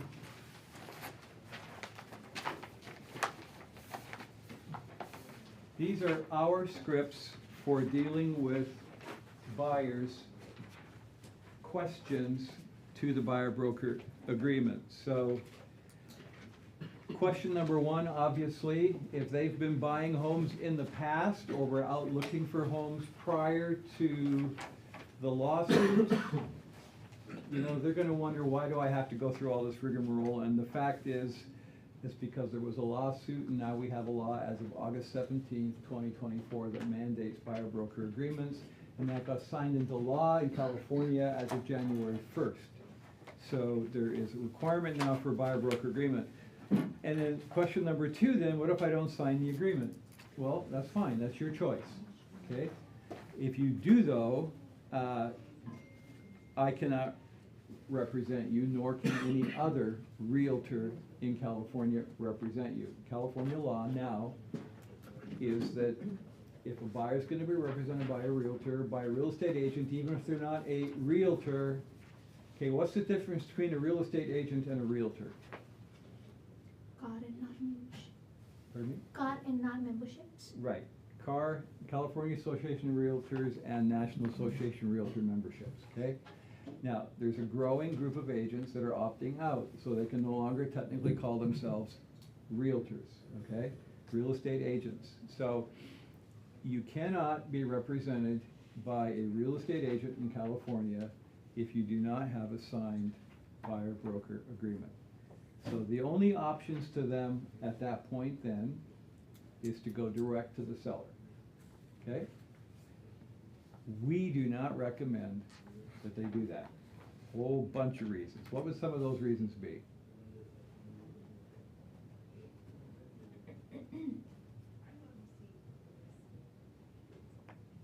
they're representing the sellers, they're watching out for the sellers, working for the best interest of the seller, not for the buyer. Well, that's if they're working with the seller's agent, but in this case, they'd be working with the seller directly. So, why would they not want to do that? They don't have the forms. Don't have the forms, They don't know how to write the contract, Writing an offer, competitive offer. in most cases. yeah. Yeah, unless the seller's an attorney. Yeah. And the transactions we've had the most fun with over the years have been selling attorneys' homes.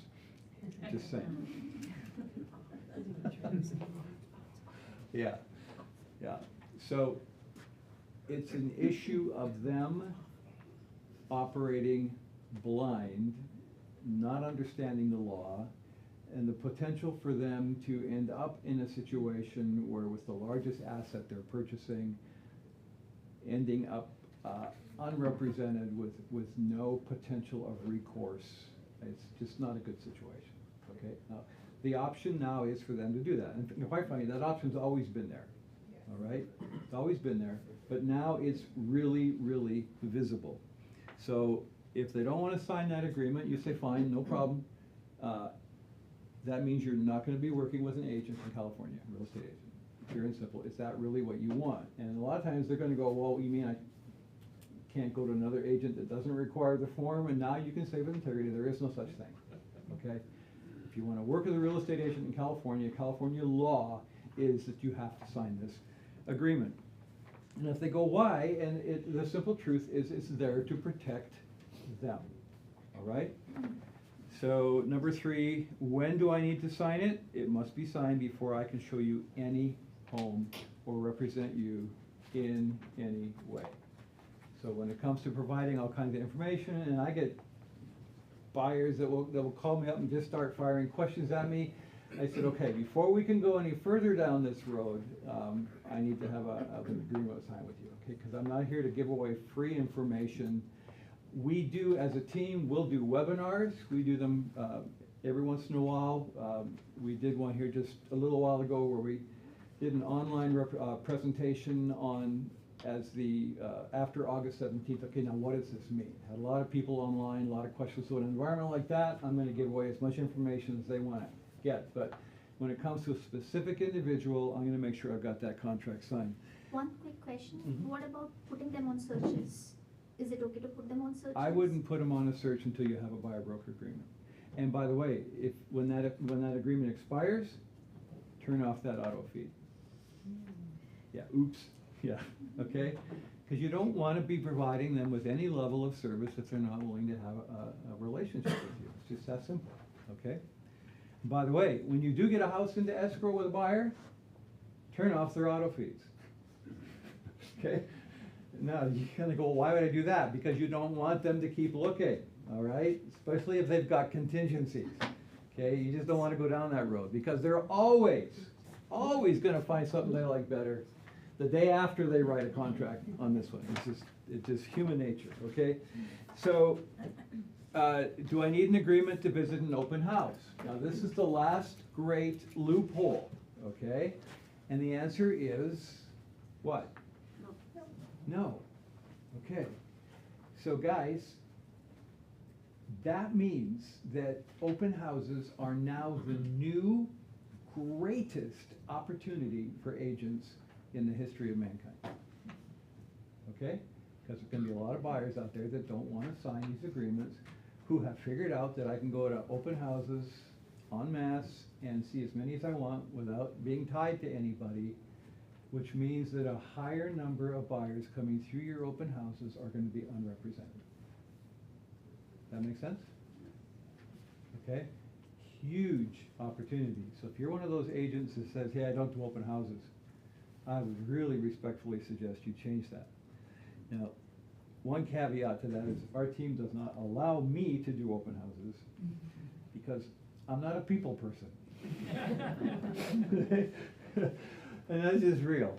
But it's a little hard for me to get an open house living where I do anyway. So, all right. So do I need an agreement to visit an open house? No. What if I want to work directly with the agent at the open house?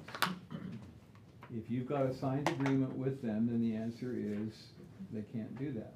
Okay, which is why you, when you're signing an agreement, want an exclusive representation, all right? Really, really important that you get exclusive. Now, if they just want to see one property, you also want an exclusive, and then you want to keep track of that property, and you want to make sure that you put 60 days in there, or 90 days, whatever number you want to put in there, because if something happens to that property going forward, and they purchase that with somebody else, but you had a buyer-broker agreement with that address and a 60, 90-day period of time in there, then that opens the door then for you to get a commission for that property. Make sense? And that's why it's so important to fill these forms out correctly. What if I want to work directly with the listing agent? They can do that if they choose. That means that you're not going to be able to represent them. And it also means they're going to be ending up in a dual relationship, dual agency relationship, which is not always in their best interest. Can I work with more than one realtor at a time? If you've got an agent that's willing to sign a non-exclusive agreement with them, knock yourself out, but we won't do that. Okay, we want to be exclusive. I just tell them it's like being married. You know, if you've been married for any period of time at all, why would you be wanting to be married to more than one person? It just doesn't make any sense at all. Okay. All right. How long am I locked into working with you? Now, in the BRBC, there's a 30-day cancellation policy for an exclusive, and if they're not willing to go to that route, then simply do them week by week. Rather than the 30 days, 60 days, 90 days, actually it's 3 months. Have they changed that yet, Steve? Well, you're talking about two things. It's 3 months commitment, but there's the cancellation period also. Yes. So depending on the period of time they have, there's a 30-day cancellation. So they can say, hey, and I don't want to work with you anymore, but if you've got an exclusive, then there's that 30-day cancellation. There's a way around that, and it's simply to sign an exclusive for a week or 2 weeks. And then when that expires, they're done, okay? Now, if they still like you and you're still servicing them correctly, a very simple form can extend that for another week, another 2 weeks. You simply DocuSign it over to them, and that just perpetuates. Make sense? That's if you're dealing with somebody who really doesn't want to be locked in long-term, doesn't like that 30-day cancellation policy. If you get a client like that, then your job is what?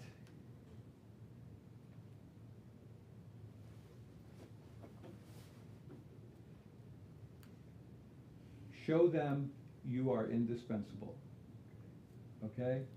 You want them to see your value so that you can stop having to jump through hoops to get this thing repeatedly renewed. Make sense? And if they're comfortable working with you, there's no reason they shouldn't sign a longer agreement. In answer to your question, the maximum period for a buyer-broker agreement is 3 months. Yes. And 3 months is not 90 days. That is correct. You know the difference, okay? Yes. The difference between 3 months and 90 days. When is 3 months from today? What's today? What's 3 months from today?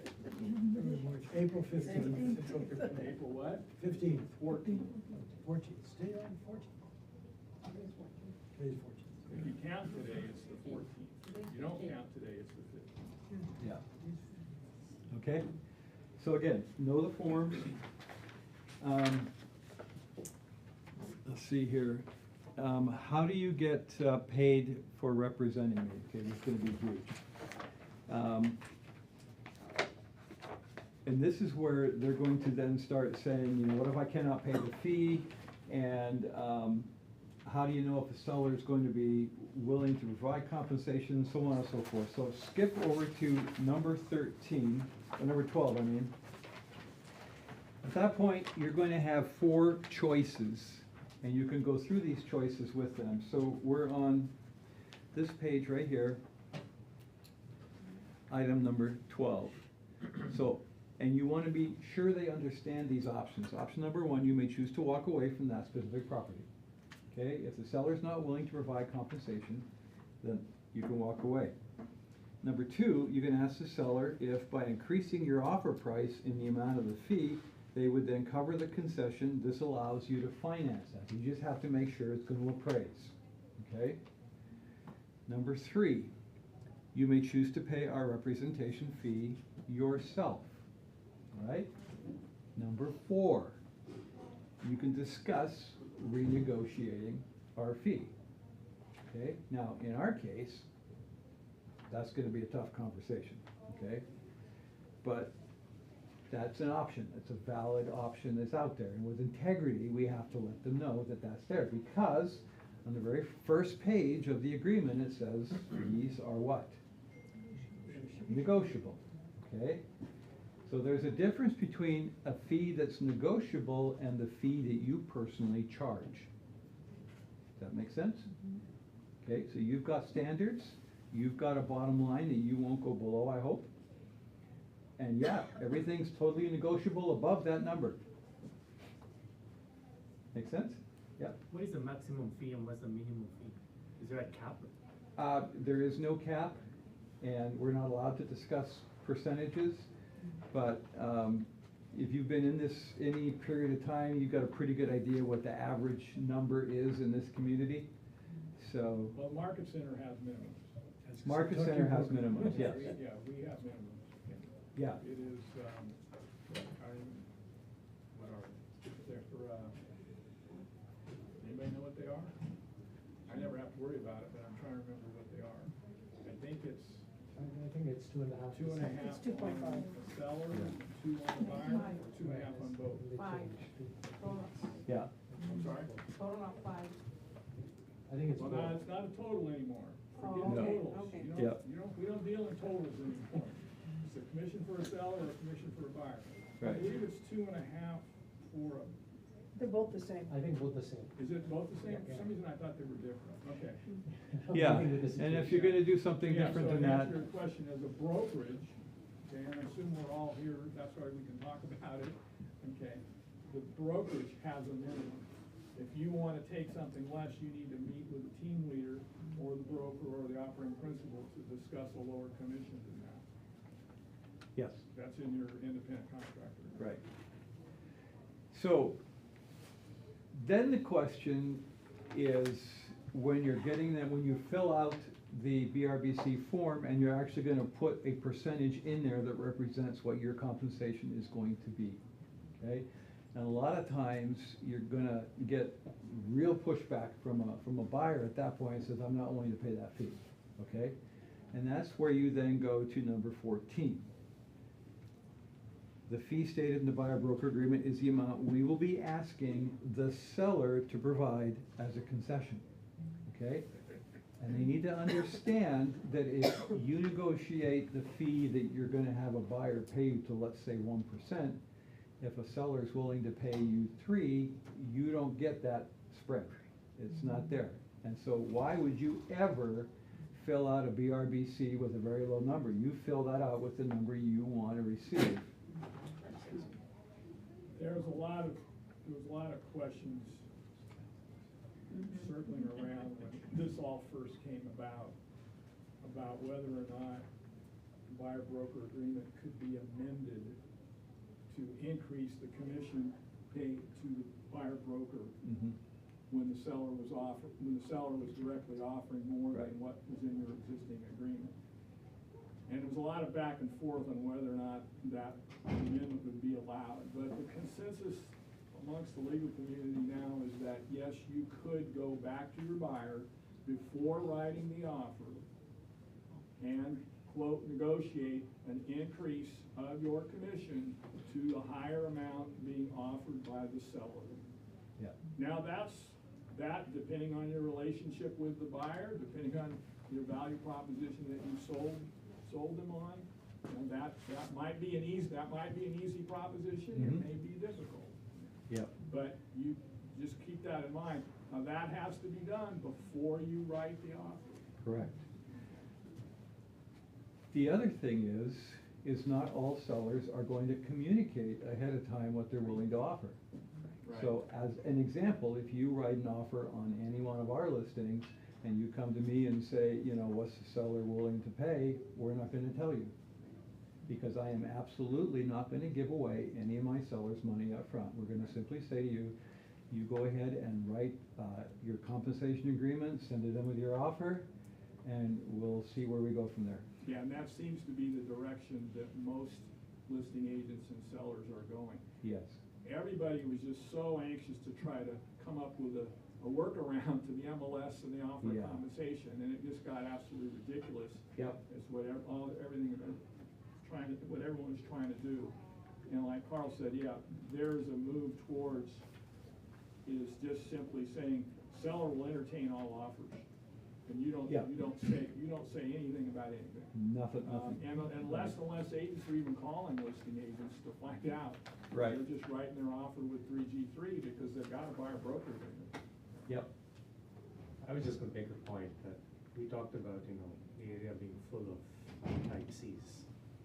And they have figured out that, or most of them at least, that because the seller will be driven by the net that they're getting, they roll that back into the BRBC conversation by saying, look, if I'm gonna do 2.5%, 3%, and you're gonna ask that money, my offer will be whatever price minus the net. That's why I wanna pay, or they do the shopping of who's gonna give me the services for 1%. Yeah. Because then my offer will look great. Of course, my counter argument to them is, make your offer look great overall, and not with this, because the combinations are infinite. Right. You can be doing that 1% with us, make your overall offer the best offer. Right, and then that puts the onus on us as agents to actually get out there and earn our income. Exactly. Okay?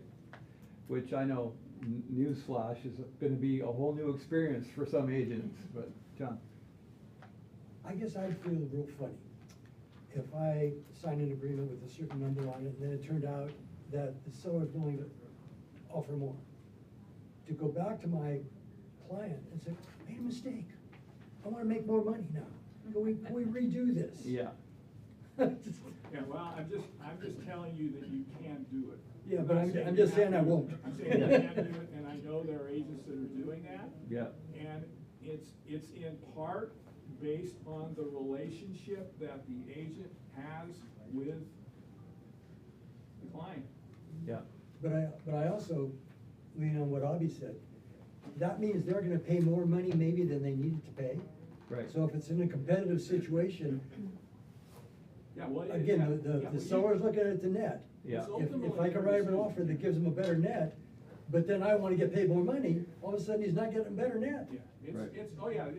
see, this whole discussion, you gotta consider this discussion in two different situations. It's one thing to negotiate it when you're the only buyer. Right. It's another when there are multiple buyers. Correct. Because now you're in a totally different world, Yeah.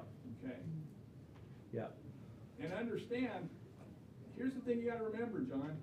If a seller has said, I'm willing to offer X percent, they're mentally prepared for that number. And the net based on that number is they're aware of and prepared for as well. Yep. So again, at the end of the day, you know, it still ends up being price. Yes. Yeah. These 0.5%, 1% differentials in a hot seller's multiple offer market don't make a difference. Right. They literally don't. Yeah. And so then your options in this are here. If you can't come to an agreement on that commission, if the seller's not willing to compensate, then again, you can choose to walk away from that specific property. You may choose to cover the balance of our fee, or we can discuss renegotiating our fee at that point. Okay? Now, I'm gonna throw something else in here. I'm gonna go back to the insurance thing for just a second. Steve brought up multiple offers. if you're having your client write for a multiple offer situation where you're writing fully non-contingent, and you have not had a conversation with them about insurance, and you have not double checked on the insurability of that property, you are setting yourself up for a major, major problem. Make sense? So again, that just makes sure that that's absolutely critical. Number 15, I really don't feel comfortable signing an agreement like this. You know, and the truth is, if they're not, get in line, you know? It simply means if there's uncomfortableness going on there, that simply means you haven't explained something clearly enough. So simply say, okay, so I understand that uncomfortableness flows out of not fully understanding. How have I not explained this clearly enough? And then after you've dealt with all the objections, all that's left then is the close. Okay? Any questions on that? Yeah, just one practice tip. When I'm showing property, the minute that I suspect that my buyer has identified a property that they're interested in considering making an offer, I tell them to call their insurance company with that address immediately. Yes. Because most people want to stay with their own company, especially if you have your car and auto, there's multi-policy discounts, and people don't like switching insurance companies, they don't have to. So that's the very first call you want to make to find out, is there going to be, especially depending on where it's located geographically within fire zones and so forth. You want to find out, is there going to be any issue? Deal with it right up front, and rely on Stephen Klein with Greystone as a backup. Yeah. If you're having problems with the conventional insurance carriers. Yeah. He has bailed out several of my clients. Correct. Not necessarily at a great price, but he has found them insurance. Which brings up another interesting issue that you also need to be aware of, that ties in with fair housing laws in terms of what information you can provide for your buyers and which information you cannot. And at some point in there, once they start asking you for more neighborhood information, things like that, according to the HUD regulations, you cannot give them information that will be construed to be steering, and that could be the demographic makeup. If I say to you guys, in the Tri-City area, where is Little Manila? Okay, most of you that have been around for a long time can tell me exactly where that is. On and on and on, You cannot provide that information. You cannot provide crime statistics. If someone's pulling permits from the city on a property, it should be the buyer, not you, okay? You've got to be very, very careful on what you as the agent are actually going to do. Again, this slightly rotates into the insurance thing. Steve pointed out, they're the person that needs to be making the conversation with their current insurer as to what, and then we can provide them with information from our insurer as well. Does that make sense? Some of the websites have all this information, the demographics. Yes, you can. Now here's the funny thing, you can give them the link to the website, and then whether they go there or not, that's up to them. Okay? Because when you share the listing, it has all that information. Yeah, it's all there, so they can go there themselves. The issue is what information you can provide or information you shouldn't provide, actions you can take versus actions that you shouldn't take, okay? And you're probably gonna run into fairly quickly, if you're working with a lot of buyers are gonna start asking you for things where you just simply need to say, I'm forbidden by law to do that. Would love to help you any other way I can, but I can't go down that road. Make sense? And if they ask, how is their neighborhood? You cannot answer that question. I don't live in that area. Now we go knock on doors. Yeah, yeah, and this applies to sexual offenders, okay? And this is a really tough one because, if they have questions, this is neighborhood safe. I saw on the website that there might be sexual offenders living in this neighborhood. The problem in California is those are not up to date. So they need to do whatever they believe is due diligence themselves to make that decision. You're not the one banging on doors to verify whether or not there's a sexual offender living They're all there. over. Yeah, They're everywhere. they're They're not everywhere. there today, they're there tomorrow. Look 'em up, it's Yeah. all over. Yeah. And then once you know, you have Yeah. to. Yeah, how many people are on Nextdoor for their community? You need to get off of it. You need to terminate it. Yeah. You have a duty to disclose anything and everything that gets posted on Nextdoor. Yeah. You need to get, as a real estate agent, you can't be on that site. Yeah. You're just setting yourself up for disclosure issues. Right. Absolutely. Okay, step number 11 then obviously is go ahead and ask for the commitment. Once you've got that BRBC form signed, then you know you're off to the races. If they're unwilling to sign it at that point, then you simply say, you know, I can respect your decision to not sign. It means that we're not gonna be able to work together, but I wish you all the best. If at some point you change your mind, please feel free to call me back. We'd love the opportunity to work together. You're leaving the door open, and you know, they may go off and have a meeting with somebody else. If you have done an incredible job in your meeting with them, they might meet with somebody else that's willing to show them property without going through the due diligence, and all of a sudden you've just differentiated yourself in relationship to them. All right. Once signed, you're gonna clarify the next steps. You're gonna send them a copy of the signed agreement. That just comes, and by the way, I recommend that you take 2 copies of the BRBC form with you. Okay, have them sign them both. That way you've got a copy, they've got a copy. Or you can DocuSign it right then and there in the meeting if you've got your laptop with you. That's also another option. Make sure they get a copy of the signed agreement, and then you're gonna set up auto feeds that match their search parameters on your MLS portal or your app. So one of the things that you can do if you really wanna monitor their activity is have them use the KW app. You can actually load the KW app right there in that meeting with them. That way you know exactly, you can kind of monitor on the backside what's going on with them, what they're looking for, so on and so forth. You'll reach out to their chosen lender to double check everything, and again, with those auto feeds, turn them off when your relationship with them ends, for whatever reason, okay? Or you get into escrow. And then based on the terms in their signed buyer broker agreement, you can begin showing them homes they are interested in seeing. Questions? Good class.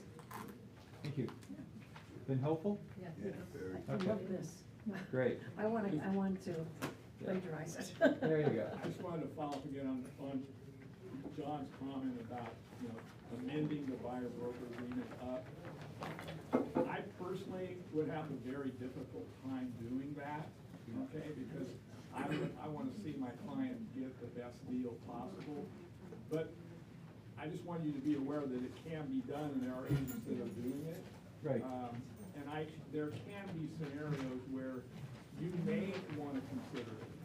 Consider the fact that maybe your buyer's the only buyer, and you've been writing offers for months and months and losing out, and put in an inordinate amount of time to get them into a contract. Yeah. And then all of a sudden you come along and they go, you know, well, you know, this seller's offering 3 instead of 2.5. Your buyer may be more than willing to agree to that. Yeah. You know, they may, so don't just, you know, don't just discount it depending on the situation, Right. relationship with the client, length of time that you work with them. Yeah. Excellent. But it is, like John said, it is an awkward conversation. Yeah, for sure. Depending on how it does depend on how the negotiations started to arrive at the percentage that's in the buyer broker agreement Yeah. as well. Because you could have started higher Yeah. in that conversation. Absolutely. All right, so Anna, thank you again. Yes, you're welcome. Appreciate it very much. Thank Yep. All right, guys, have a good one.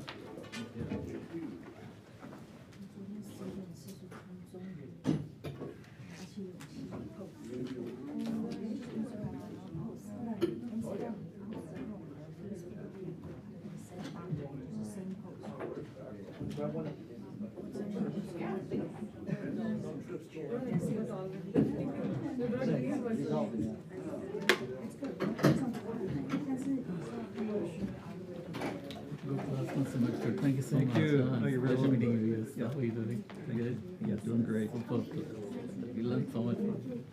Oh, thank you, appreciate it. Good, good. Thank you. Have a good day. Thanks. Can I get a hand now? Thank you.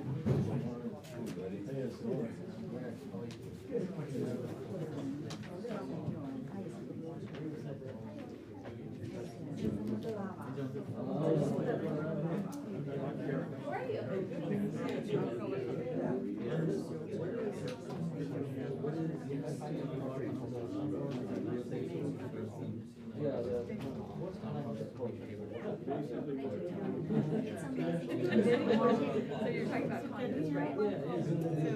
I know, right? Yeah. Have a good day.